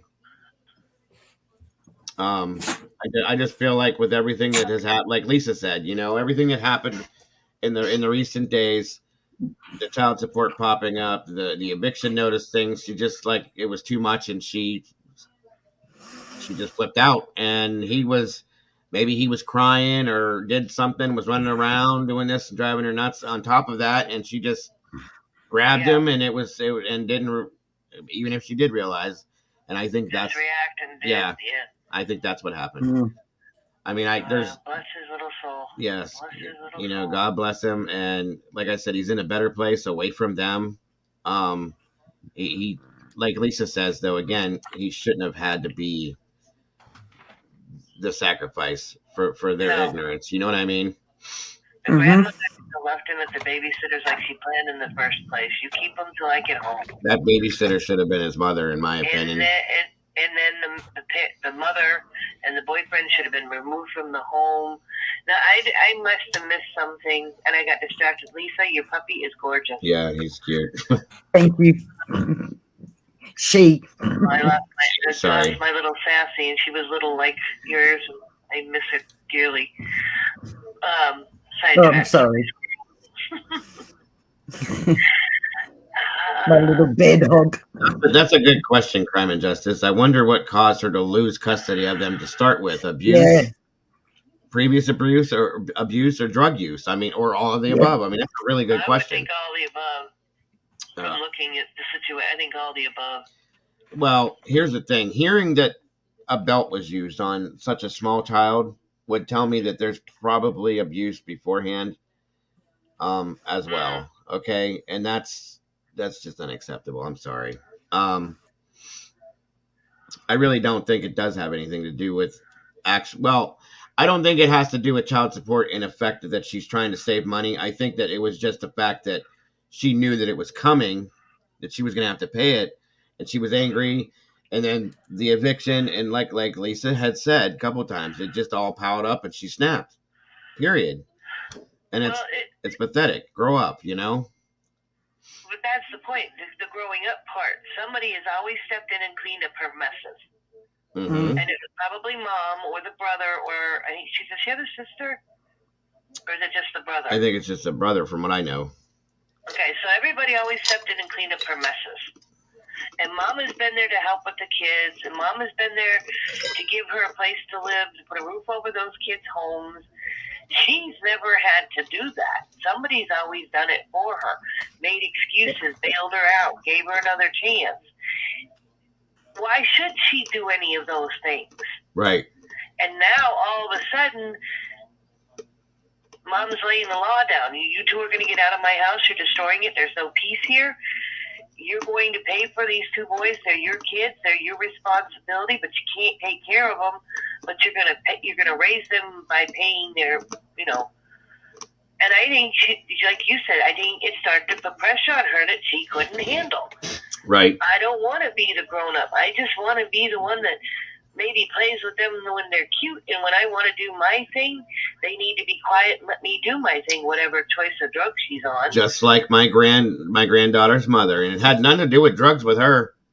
There was no drugs involved, because or maybe a little bit of marijuana, but that was it. She used to call us. She'd have her for 3-4 hours and call, "Can you come get her, please?" Why? Well, I'm trying to take a nap. Are you what? Oh, well, but yeah, I would go get her just to keep her out of that situation. Do you know what I mean? But yeah, that's what I'm saying. Like, I don't understand these people. So yeah, no, I mean, that makes perfect sense.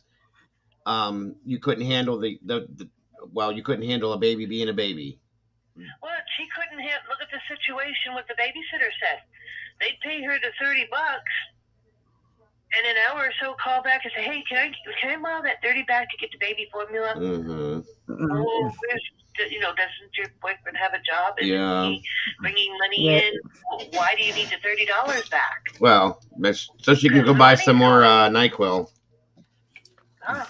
Yeah, and that's another thing, is that tells you right there that the NyQuil is going to make them sleep. That makes them quiet. That's what she likes. Yeah, she doesn't want the noise in the... My ex-wife did that to my kids. Oh, my Lord. Uh-huh. And it was NyQuil. It was NyQuil and Benadryl for kids. That's what she gave my kids. And they were always sick when they weren't sick. That's why I got custody of them, because it was ridiculous. Oh, well, my son, when he was little, he had horrible allergies and asthma, and those two don't go together. Nope. And the medicines they put him on made him sleepy till his body adjusted to it. Right. And I hated it every time they'd say, "Okay, we got to change the meds because they're not working." I'd be like, "No, leave him alone." Right. But we'd have to change them, and then, go through that whole sleepy stage again, and I hated it. Yeah, absolutely. Now, he's 21 now, and he has terrible anxiety, and every so often we have to do melatonin because he can't go to sleep. I do that with my son, but we yes. do it naturally. We don't. He doesn't take sleep pills or anything like that. He'll do chamomile tea and sleepy time. And sleepy time tea. I give that to my son too because it works wonder. I didn't think it would work. It really does. My mother used to give it to me. I found out. That's a fact. Crime and Justice. Yep, it works good. Boy, I wish you would have come up here today, Jules. You got all sorts of great stuff to say. That's a good point right there. That whole thing with if she was on WIC, then there is no excuse for formula whatsoever. They get it. Oh, lots of it. She's talking fast. What's that? Yeah, because I reckon she'd have. She was talking fast. I missed that one. Yeah. Yeah, it's a good They point. It would really have, is. yeah, because they would have no problem abusing the system. No, I'm sure not. Nope. Mm. Well, I can jump off and she can call in. Oh, no. She's just typing Give it a away. call. She's making work calls. That's why she can't. So Oh, okay. She double tap or multitasking. something I can't do at all. Yes. Yeah, she's multitasking. Okay. Well, I just had that question because I had not seen anything anywhere other than the interview where he's standing next to Billy and Right. but he just says a few words and then she of course takes over and I'm like, where was he when all this was going on? Why is it we haven't heard so much on him? He's probably never there. If he's a truck driver, he probably has no clue half of this shit goes on. Okay, I missed that part. I didn't know what he did for a living. Okay, so Right. he's out of town, and then Grandma drives out of town. Mm-hmm. And then they leave him like illegally with the person they were taken from. With the person, yeah. Oh my God. Yeah. That's the part I wasn't having. Now I'm almost twice as mad because. And I can almost. Grandma knew. You're right, absolutely, and I can almost picture Lisa, or not Lisa. Oh my God, I'm so sorry. Billy saying,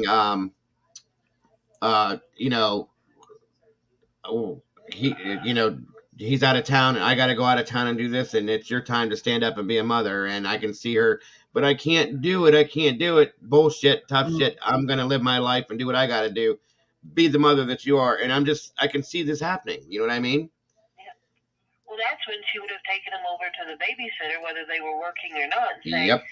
Here's the kids, and the babysitter went, okay, because that was a routine they had with her. I feel so bad for the babysitter because I think that the babysitter listening to her feels guilty because she didn't call. Able to be more involved and because she loved those kids. I'm telling you right now. You can hear it and see it on her face and in her voice. For sure. She made the mistake I think a lot of people make. And I don't condemn her for this because I think I've had a situation where I had to sit down and almost flip a coin. Do I? Don't I? How far can I take this? Because I didn't have a lot of evidence.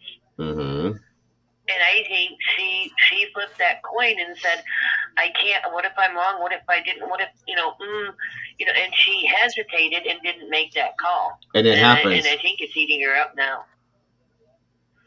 It happens. But I thank God she stepped forward. She's got all that information, paper trail, and she may save those other two kids. Right. I think she's going to be the one.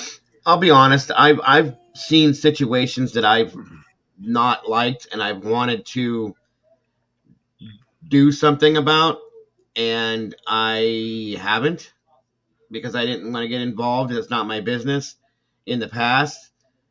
But I will tell you that since I got involved in doing this kind of stuff, that's changed. I don't care if it's my business or not anymore. Because not only are we a voice for the voiceless, okay, we have to be a solution for these problems too. And that's just a fact, you guys. We have to. Hold on 1 second. I'm trying to read. 1 second, Michelle. Jen, it's in you live near Jill. Wait, what's going on, Heather? And Jen, what are you talking about? Back up. What are we talking about here? It's in my area, and what's up? What's up? What's this? But Fresno County Sheriff is doing a news conference on Jalissa Fuentes at 11 a.m. What time is it right now? In Cali? Or is it too late? I'm sorry, I didn't mean to interrupt you, Michelle. No, that's all right. Is it about that time? 1 second, guys. I don't mean to stop everything dead, but what channel is that on, Jen?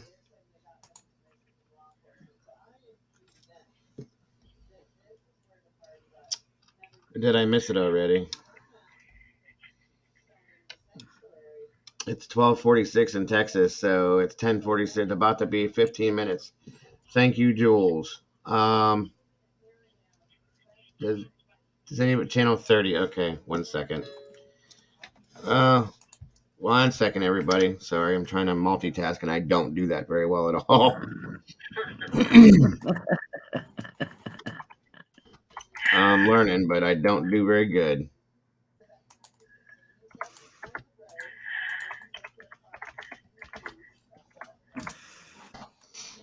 All those babies, and he hasn't learned how to do that yet. Yeah, I know, right?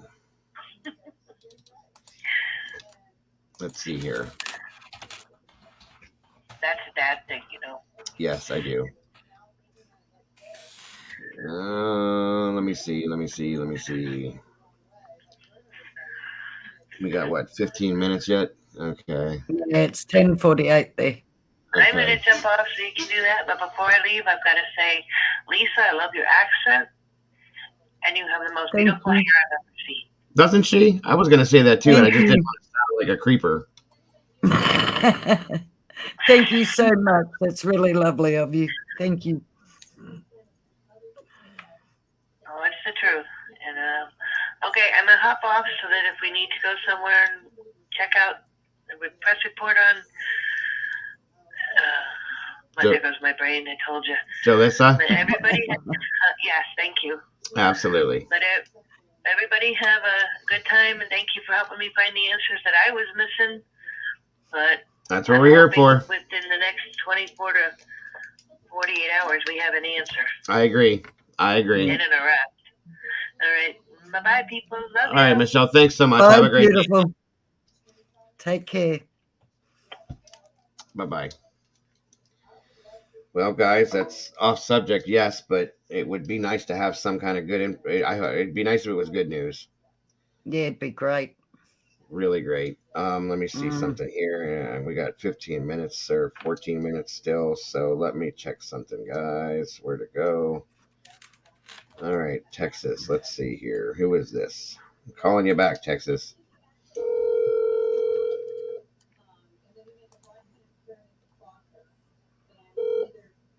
Hello.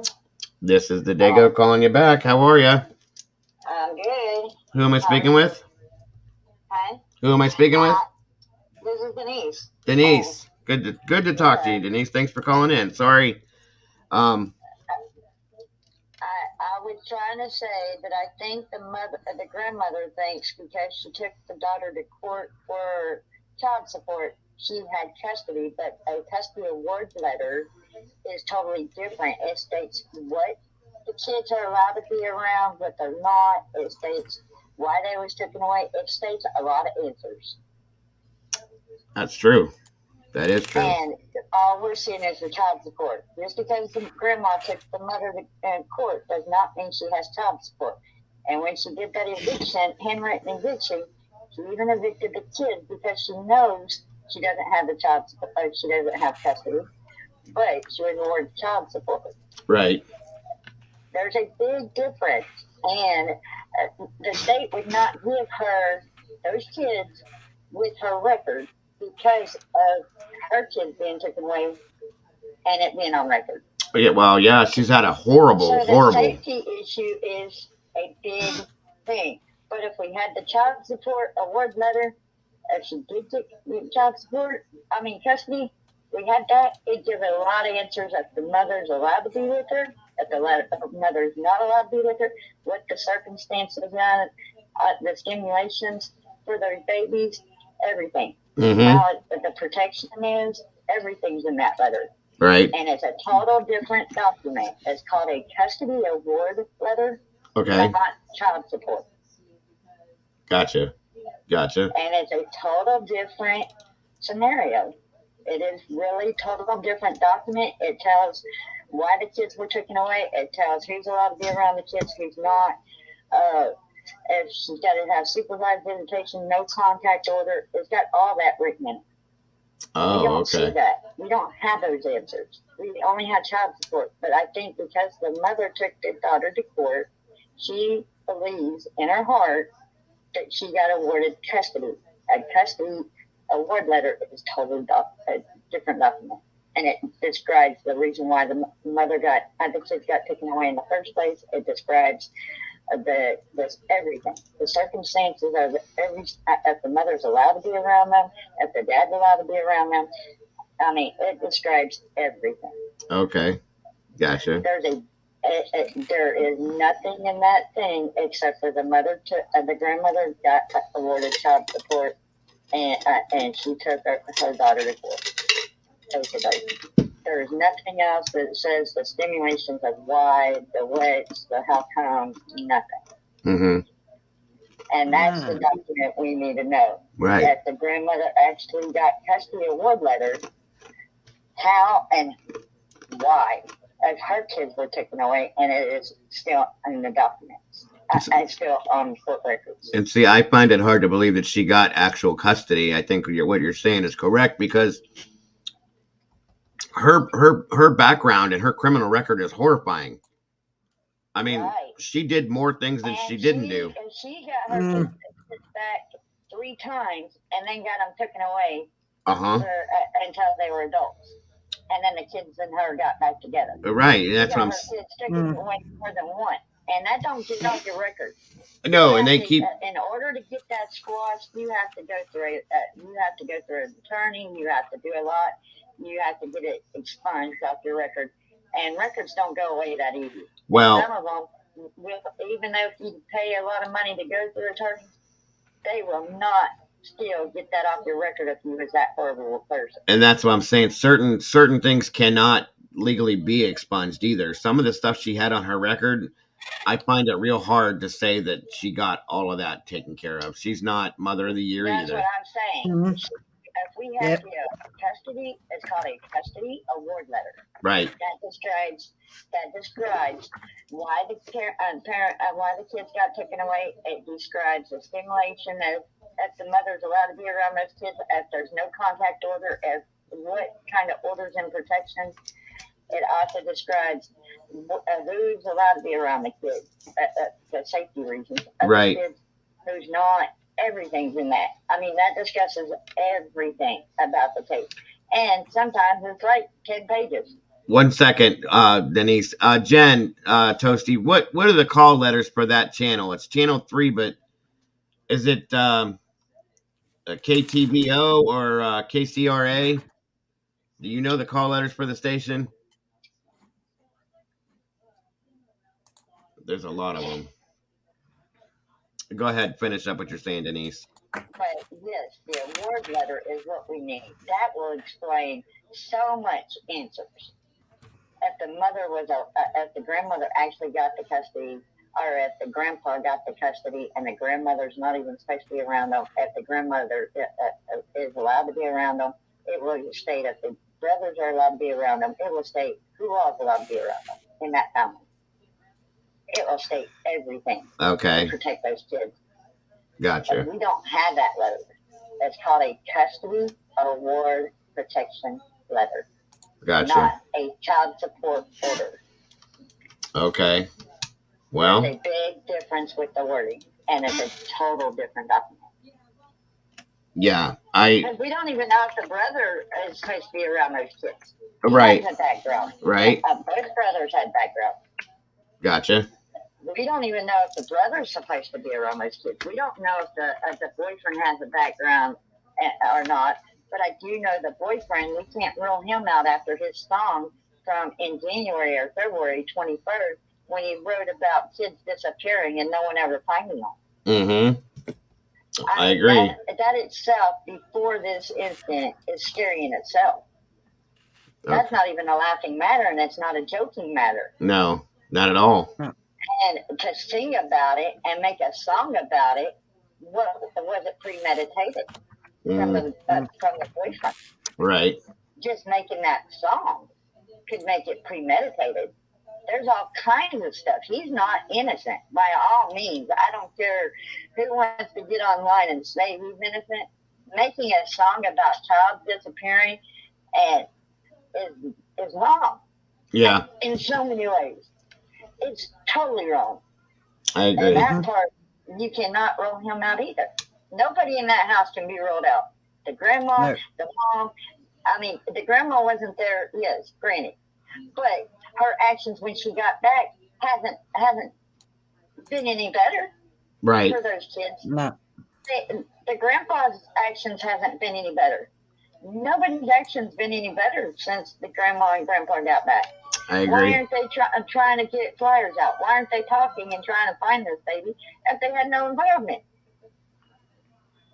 Even though the grandma and grandpa wasn't there, their actions when they came back is no different. Nobody in that house is safe with those babies. Wait a second. Let's back up just a second here, because I'm kind of confused as well with this song thing. What do you explain that?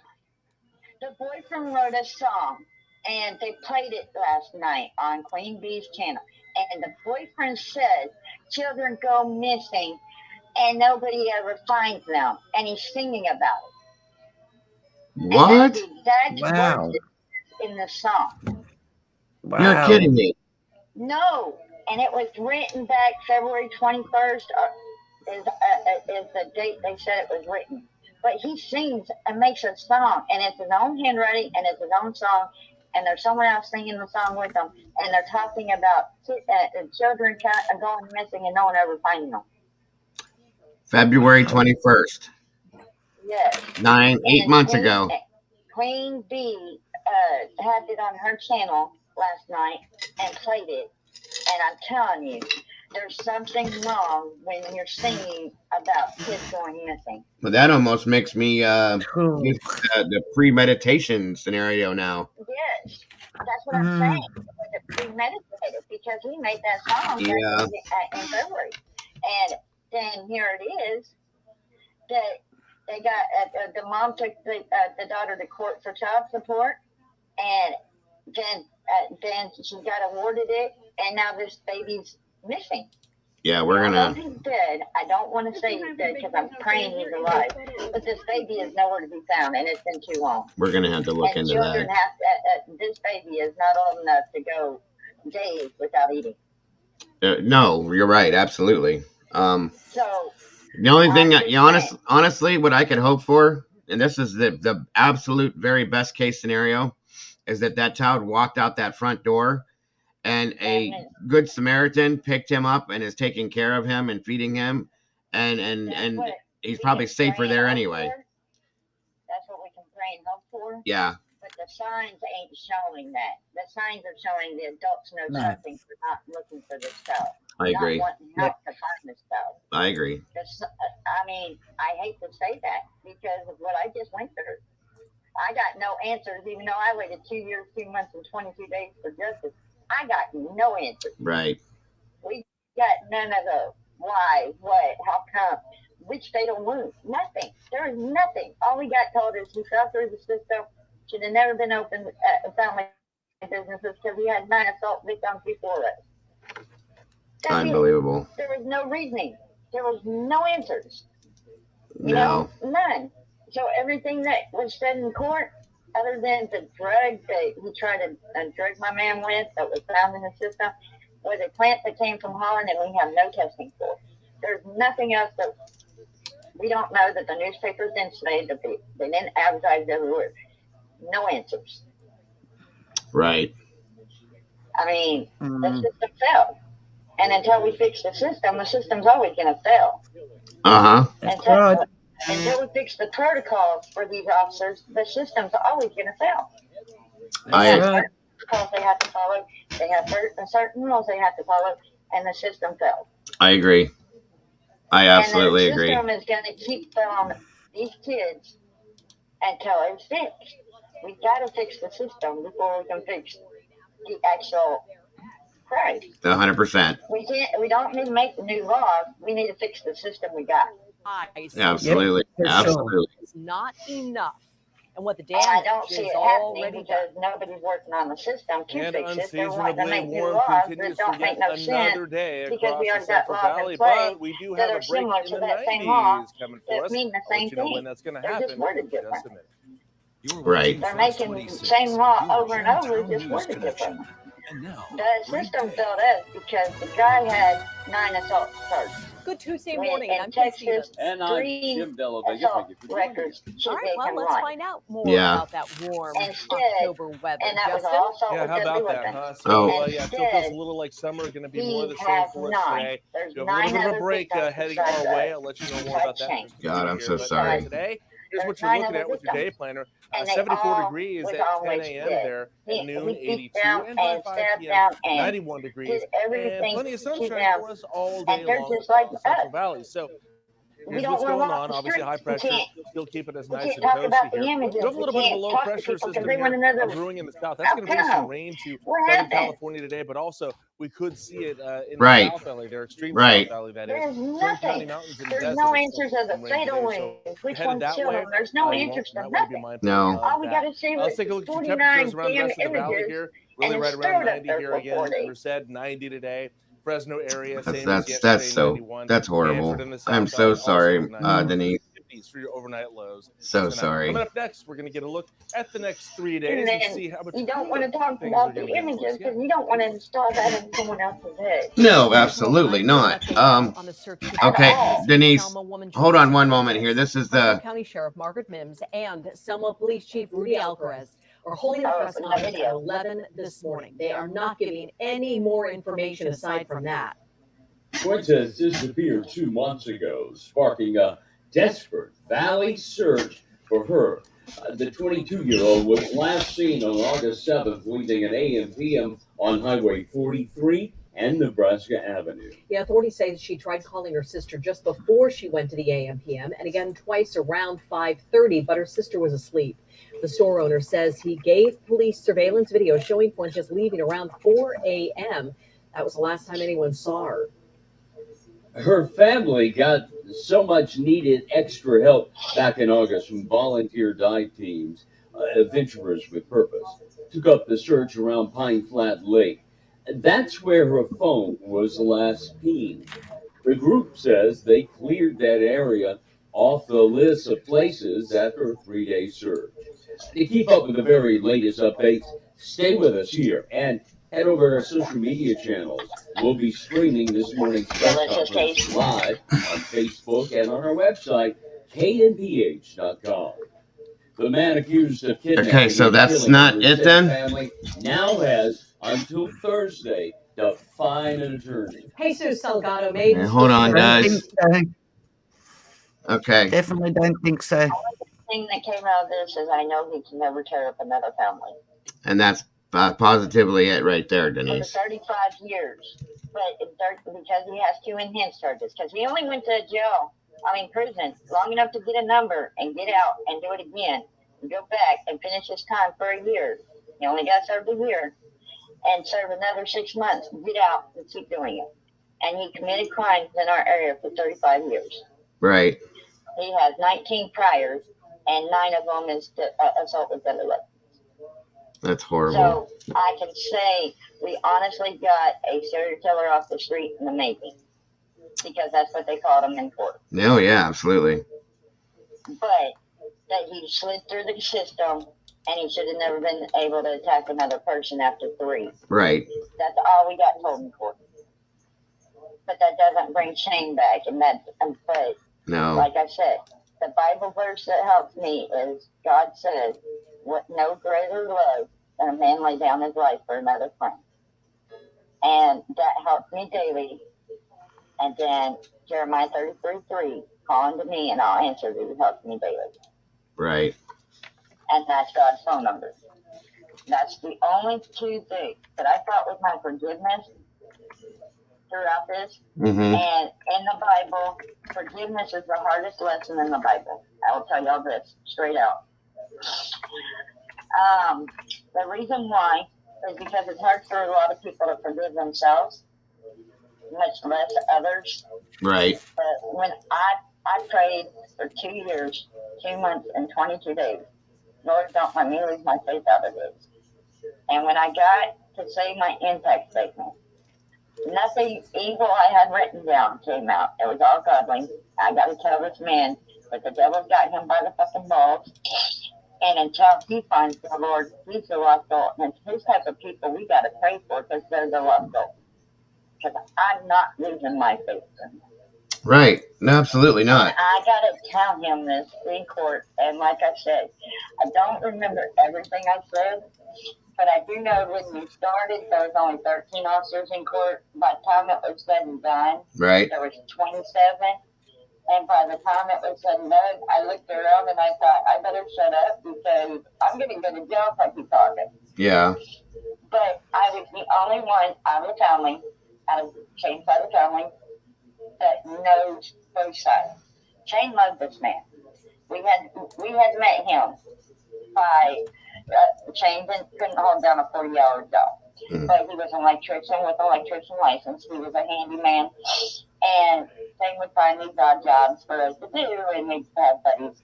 And he'd go up to you and he'd tell you, hi, my name's Michael Shane Reed. But he went by Shane. And his name's not Michael, it's Mattel. Right. It's spelled with an E, not an A. But he would tell everybody, if you need any work done, I'll do it for free. You just tell them who did it so I can get more business. Right. And that's how we met these people. We were blessed daily. We didn't. Oh my God.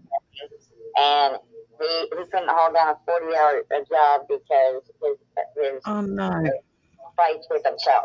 He had fights with himself. Right. A lot of times I'd go for my walk while he was dealing with, is he doing this right, or is he doing that right, or does this look right? You know, we had different fights with himself. But he was the type of person that met you. He never met a stranger, where I met strangers. When we started working for us, I love his mom. I love his brothers. We did all their businesses. Yeah. When we built Rose's business, we had just came back from being in Florida. Before that, he was in New Mexico. There's other charges out there. They're just in different states that Texas couldn't use because they were. Did not want that for their family.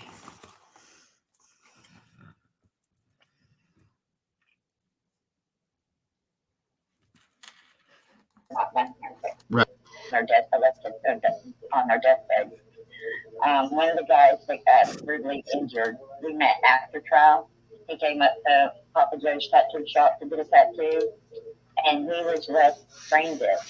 Right. On basically, but the thing is, he was left to be brain dead. But he was at the store, watching the door, waiting for his girlfriend to come out.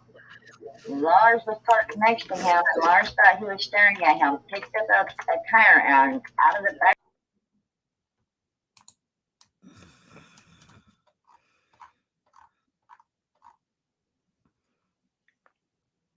Oh, we've lost him.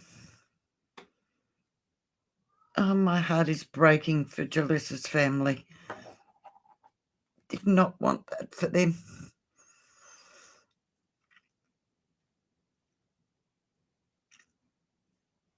Dear God.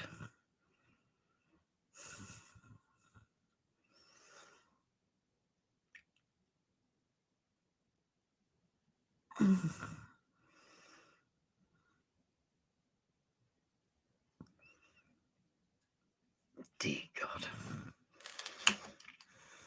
Did not deserve that.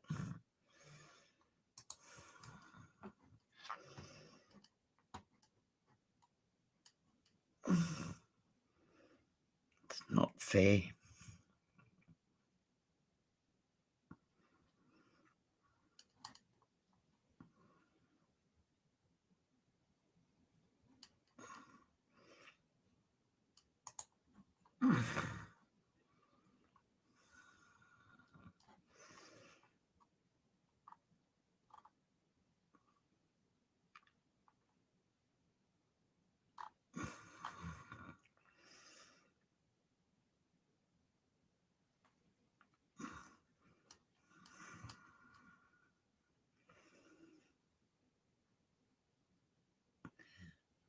Mama Bear, do you know what channel they're on?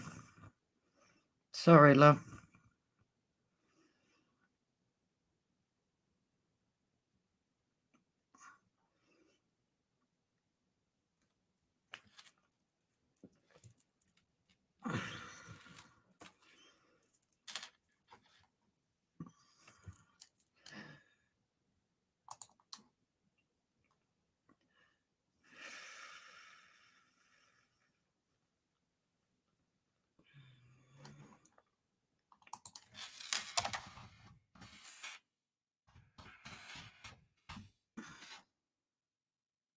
Sorry, guys.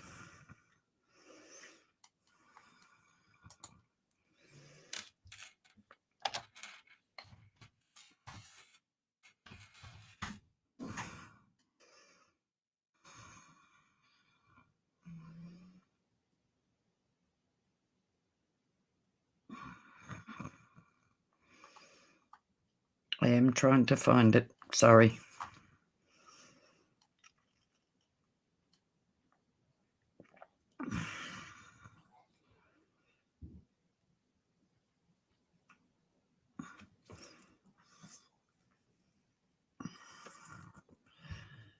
I can't get onto Facebook. I don't have a Facebook page. I have to get one. Sorry, Jules. ABC 30.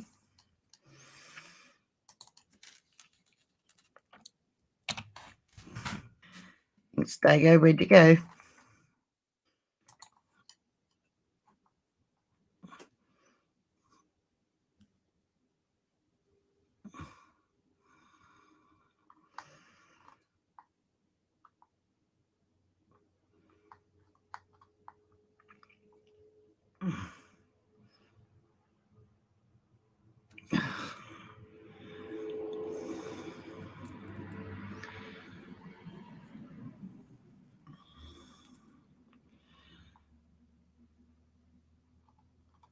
No, it's not coming up on mine.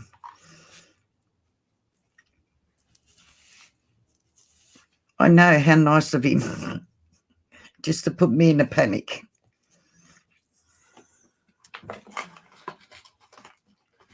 Oh, that poor family.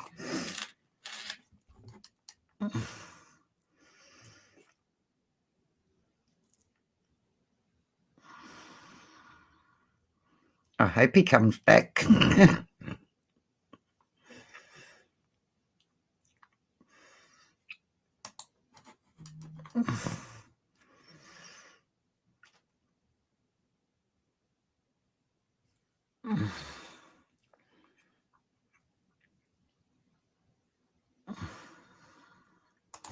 I am trying to find that, but it is not coming up anywhere on mine.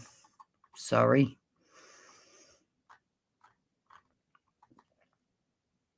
Oh, really? They say the car went off the road. Does it say where they... Do you know where they found her?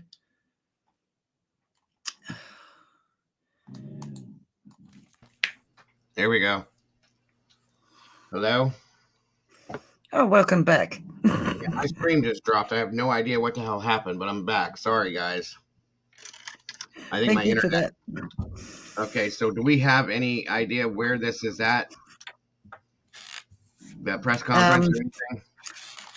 Yeah, they said ABC 30, was it? I can't find it on anywhere here. I couldn't either. Yeah, ABC 30, Jules said. And the Facebook page has a link as well. But I don't have Facebook at the moment. Oh, let me see if my Facebook will come up there. Stop railing. Damn it. All this happens at one time. Sorry, guys. I don't know what happened. My internet sucks out here. I'm so sorry. Okay. Facebook. I'm not twerking. What? Oh, not twerking. Yeah, hold on, guys. ABC 30 Action News Fresno. Maybe.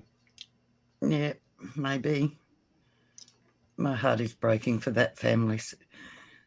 Unbelievable. Unbelievable. Sadly, this is the one I thought they would find alive. I did too. I was really praying that maybe it was maybe a maybe a trafficking scenario or somebody just took her. That's what I was really hoping for with this. I'm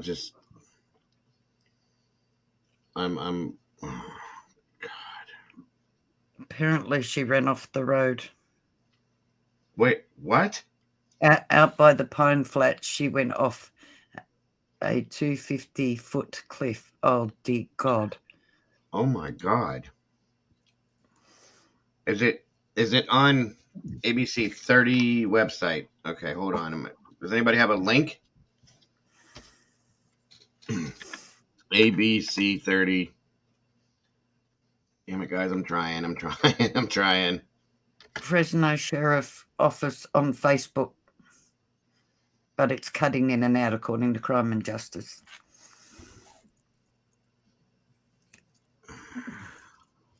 Yes. So Jules is watching it on ABC 30 website. That's what I was trying to get to right now. It's blocking it, probably. Jules, don't worry about it. Thank you so much, Jules. I get it. I got it on my phone, guys, but I can't get it to my computer, Heather. Can you put the link in the chat, or it won't let you do that? Like I said, I can pull it up on my phone, I think, but I want you guys to be able to see it. Okay. That's the link. That link isn't live. Damn it. Yeah, it's not showing up, and YouTube won't allow it. Damn it. Yeah, I'm just gonna try to go to ABC 30 Fresno and see what happens.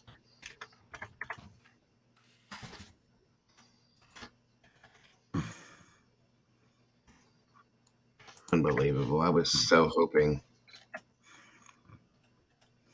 Oh, okay.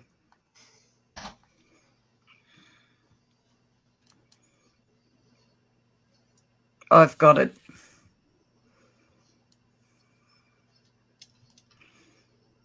You found it? Yep.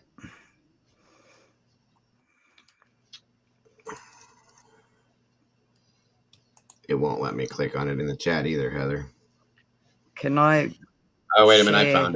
I found it. You got it? I believe so. Okay. Hold on. I hope this is it. But it says it's live. Yeah, that's... Yeah, it says it's live. Hold on. Let me share it over. It's not loading, though. Come on, damn it. Sorry, guys. I'm unloaded. Did yours load? I mean, go. It says live. It won't load up completely. Live video. Come on. It says it's on now.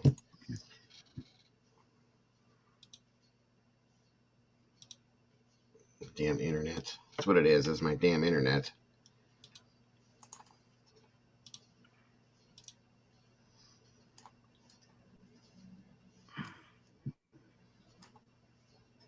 I mean, go ahead and try to share it, Lisa, if it'll help, if it'll let you. I don't know if it will or not. You should be able to. Yeah, hang on. I just need to move it over to my other... Give me 2 seconds and I'll move it over to my other screen. You're fine. Oh, shit. Hold on. Here it comes. There it is. Okay. You got it. Can you guys hear it? So a little bit more about the area. That area is a good 60 miles, I would say, east of the city of Fresno, back up on Color Springs Road. As you know, the Pine Flat kind of runs east and west. Was found. And the chief was right. It was when we got the call, search and rescue, they used a total of 475 feet of rope to rappel. Not only did they have the initial ledge that they had to rappel off of, but they came to another ledge at the end of that. They had to rappel again down to where the vehicle was. You could not see it from the lake. You could not see it from the road. Chief Alcarez found what he thought was the place where the car went off. He couldn't see the car from where he was, but we did send out some drones and discover it in very close range with the drone, able to see the vehicle. Very difficult terrain. However, we were able to bring Jaleesa home last night. Now the coroner's office will conduct the positive identification, but there's little doubt that...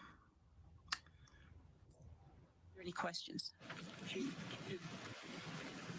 said you went up there again yesterday. So Chief, come on over. Did you see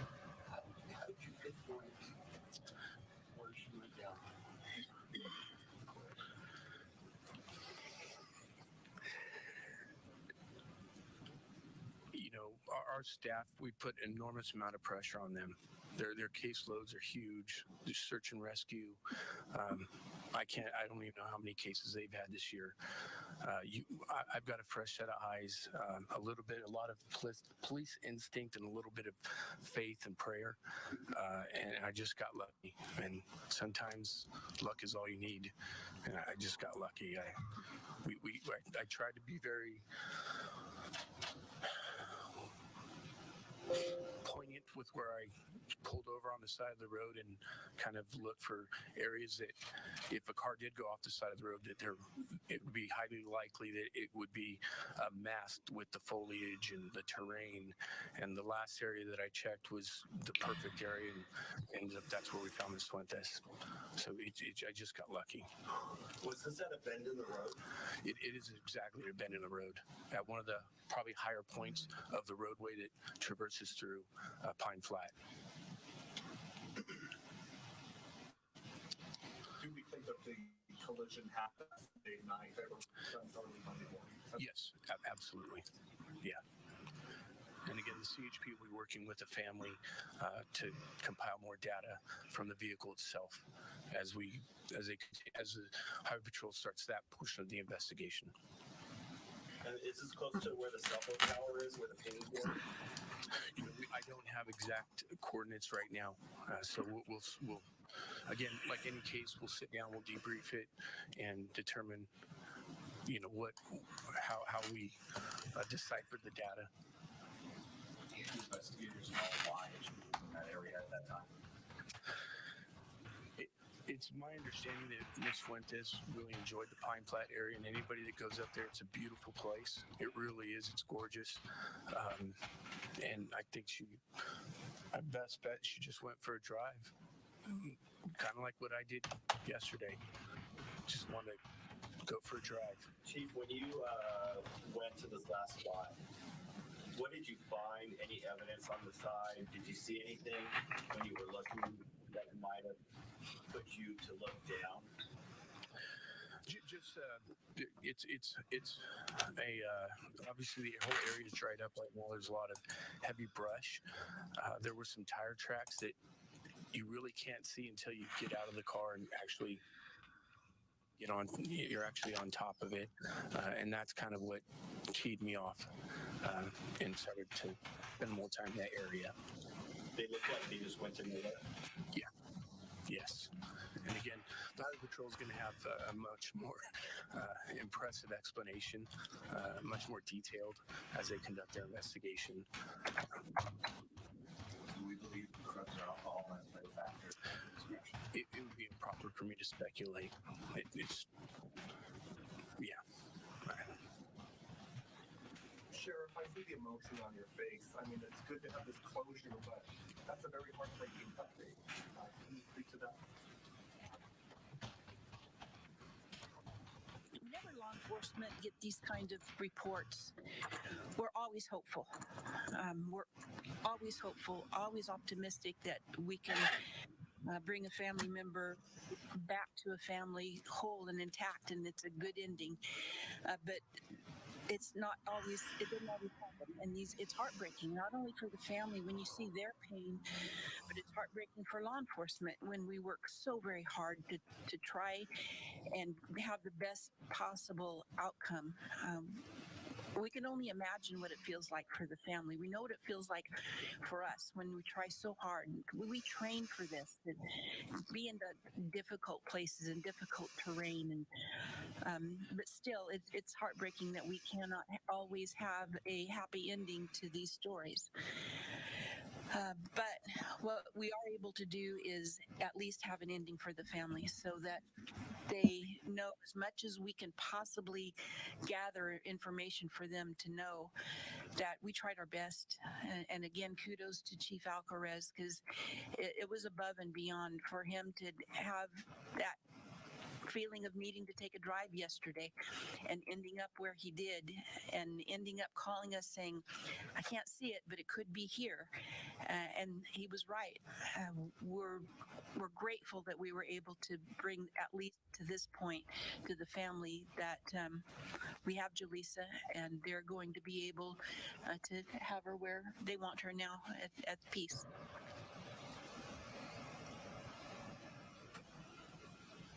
Question for the chief. Could you talk about your like day yesterday, how it started, why you felt the need to drive all the way to MFR? What was it? All right, you've been listening live to a live press conference from the Fresno County Sheriff's Office. Once again, the body of Jaleesa Fuentes discovered in rural Fresno County. She was located in the Pine Flat area when her car, police say, was involved in a single car accident. This is off Trimmer Springs Road. Her car fell off the edge of the road, and they actually said they could not see it from the road. Even if you look down there, it was difficult to see the car. Authorities calling it an unfortunate accident. The 22-year-old missing for more than 2 months now. Yeah, we also heard from a very emotional Joey Fuentes, the father of Jaleesa Fuentes, who thanked everybody in the world, he said, who prayed for his daughter or who helped in the search and hoping to bring her home safely. He says the chief promised him that they would find her, and now Mr. Fuentes calls Chief Alcaraz his hero. The chief was the person who found her body. He said that the chief kept his word in finding his body and finding Jaleesa's body and bringing her home. We will, of course, continue to follow this story in later editions of Action News. We'll be back after this break.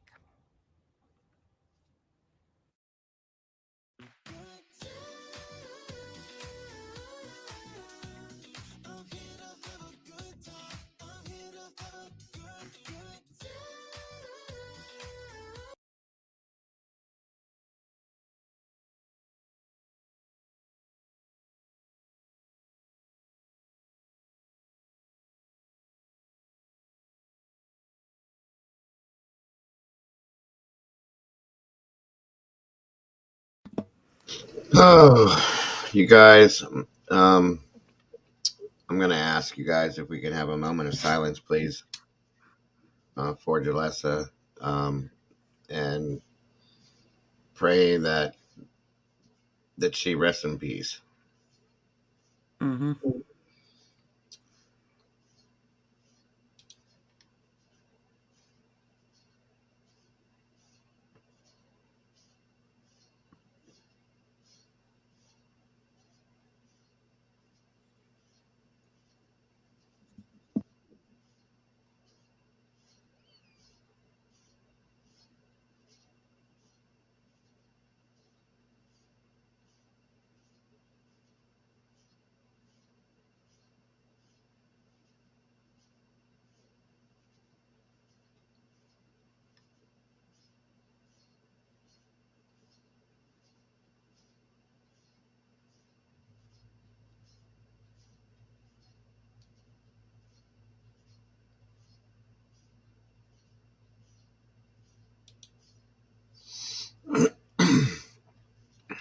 Thank you all for that.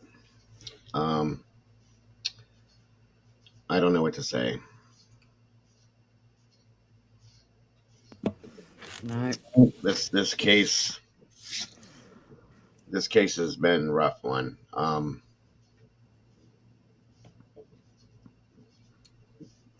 You know,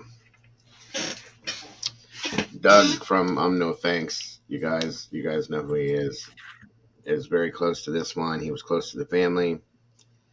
You know, and we were all hoping for the outcome from this to be something, obviously, what it's not. So again, I'm going to ask you guys, please, to send your prayers to the family. They really need it now. I'm sure they're all together. Mm-hmm. Should be. They have been the whole time, you guys. They've been together from day one. You know, and they're amazing. They're an amazing family.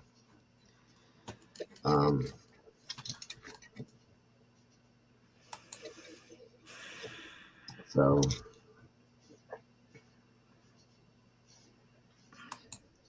I appreciate that from all you guys. I do.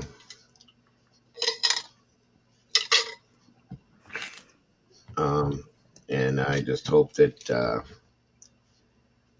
I'm sure they have the support. They have the support of each other as a family, and I know they'll get through this. I'm grateful now that they have closure. Mm-hmm. At least, at the very least, you know. Um, I can't understand. I would imagine from based on what the chief had said that I guess it was very hard to see it, so that makes sense. Yep. That's a pretty good drop there, and this is just not the outcome that I wanted for this at all, nor for this family by any means. No. No, I think the only saving grace was at least nobody hurt her. Absolutely, absolutely. There's no foul play, no nothing. And No. that's the absolute best case scenario with this. Mm. It was just a very unfortunate and horrible accident, unfortunately. Yeah, sadly. And I know, um, well, we know she's in a better place. She was a very sweet and amazing person. Yep. So she's in definitely a better place and out of this horrible world. Looking down on her family now. And to what Jules said earlier, dear God, I hope not. I hope she wasn't laying down at the bottom there trying to call for help. No, I was trying to not think that either. I'm from based on the what he said the drop was. I'm going to venture to say that it was probably an instantaneous scenario. I hope so. I really do too, because I mean, I've seen quite a few accidents, and I can just only imagine that something like that would just be that's it. You know what I mean? That's really what I'm hoping for at the very least. Me too. Yeah, 255 feet that's a big drop, guys. So, oh dear God, yeah. I can only hope and pray that it was just that's it and it was done. You know what I mean? Yep. Yep. I'm not going to get into details on that whole scenario about that, and I don't want to. That's what I mean. I hope it was just it was an instantaneous thing, and that's it. That's a very big drop off. I just don't understand. Like those roads, I know they wind and twist, but I could have swore they were all guardrailed, but I guess maybe not. I don't know. Yeah, I don't know either. Like I said, and I have seen cars go over guardrails and clear the guardrail completely too. Yeah, that's true too. It depends on speed and traction and stuff like that. So yeah. But again, everybody just send your prayers to the family. The black box will give definite details, that's for sure. Yep. And honestly, at this point, I don't think I want to know the details of it. I'm not trying to sound cold, but the outcome is not going to change. It's not going to change the outcome of what it is now, the end result. So, yes, Jen. So that's it. Like I said, I don't know if I even want to know the details of it, truthfully, because it's already horrible enough as it is, and I don't need to know anything more. So that's it. Right. Yep. Don't need to know. God bless you, Jalissa. Rest in heaven, and God bless your family. Mm-hmm. And I want to thank all of you guys right here and now for being here during the streams that I've done about her, for the facts that you guys have given me to help me, the clips, the links, all of it. Miss Heather, thank you so much. Brandy, everything you guys have sent me to help with this scenario. I thank you very, very much. It all helped very much, um, giving us the information that we were looking for, so on and so forth. But in the end, this is it. And I'm glad it is just a simple, Yeah. End result. For sure. Mm-hmm. Thank you, Jen. I And I'm apologize. glad they had an answer. She was, Daisy. I didn't think that it was that bad, though. I mean, I don't know. I'm not even going to go into that because, again, these little things, you guys, they don't matter. It doesn't matter now. None of it does. It's the end result. It's not changing anything. So we don't need to get into details anymore or talk about any of it and any of the specifics of it. It is what it is, guys, and that's all there is to it. And out of respect for the family, I don't want to do that. They have enough to deal with. All we can do, like I said, is just send our prayers and love to them and wish them well and the best at their situation right now. Sure. I apologize that I couldn't bring it up in the beginning, you guys. I was struggling to find it, and my internet went down. Luckily, I got back in here, but and here's the best thing I can say about this, you guys. She loved it out there. She loved Pine Flats. She loved Avocado Lake. She loved those areas. So, I'm gonna say, she was happy. In her resting place has got to be. She's happy. Mm-hmm. I'm sorry.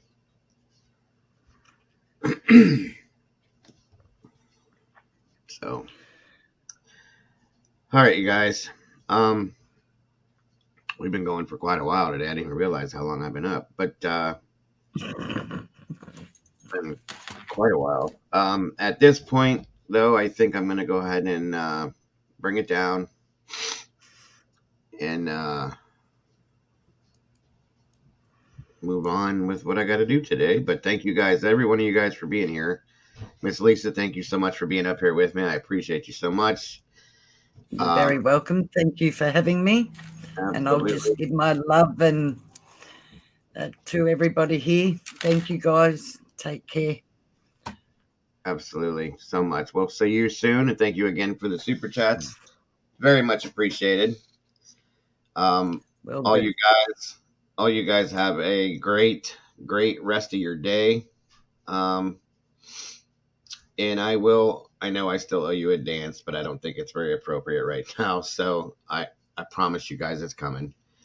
Thank you, Miss Denise, for calling in. Thank you, Michelle, for calling in.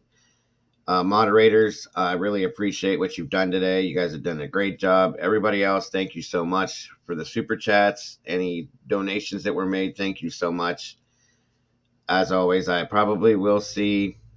No, I'm not avoiding the dancing. It's just not appropriate in the scenario that we're in right now, Strike. That's all. I promise you guys, my right hand to God, you'll get it. Whether it be tonight or tomorrow morning, it's going to happen. I promise you guys. Pamela,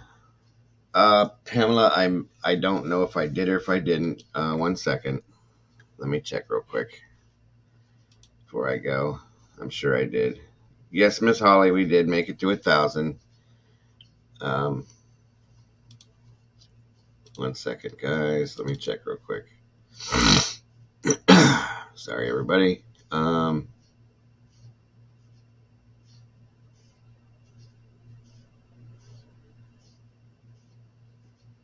Load up. Yeah, I meant like. I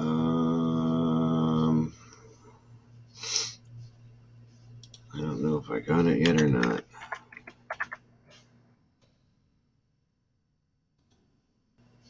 I think I did, Pamela.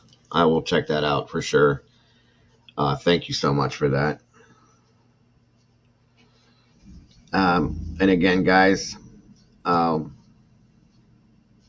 thank you guys for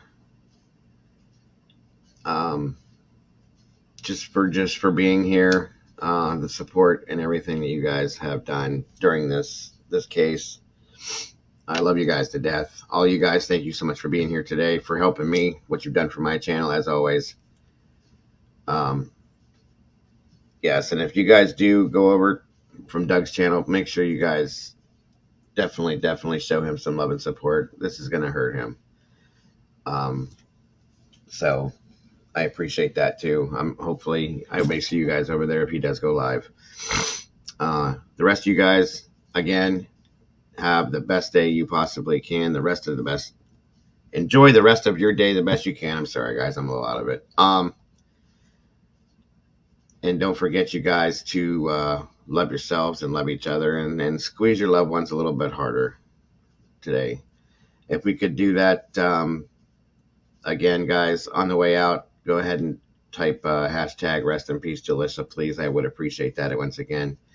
You guys have a great day. I love you guys. I'll see you guys soon. Again, love yourselves and love each other. Bye-bye.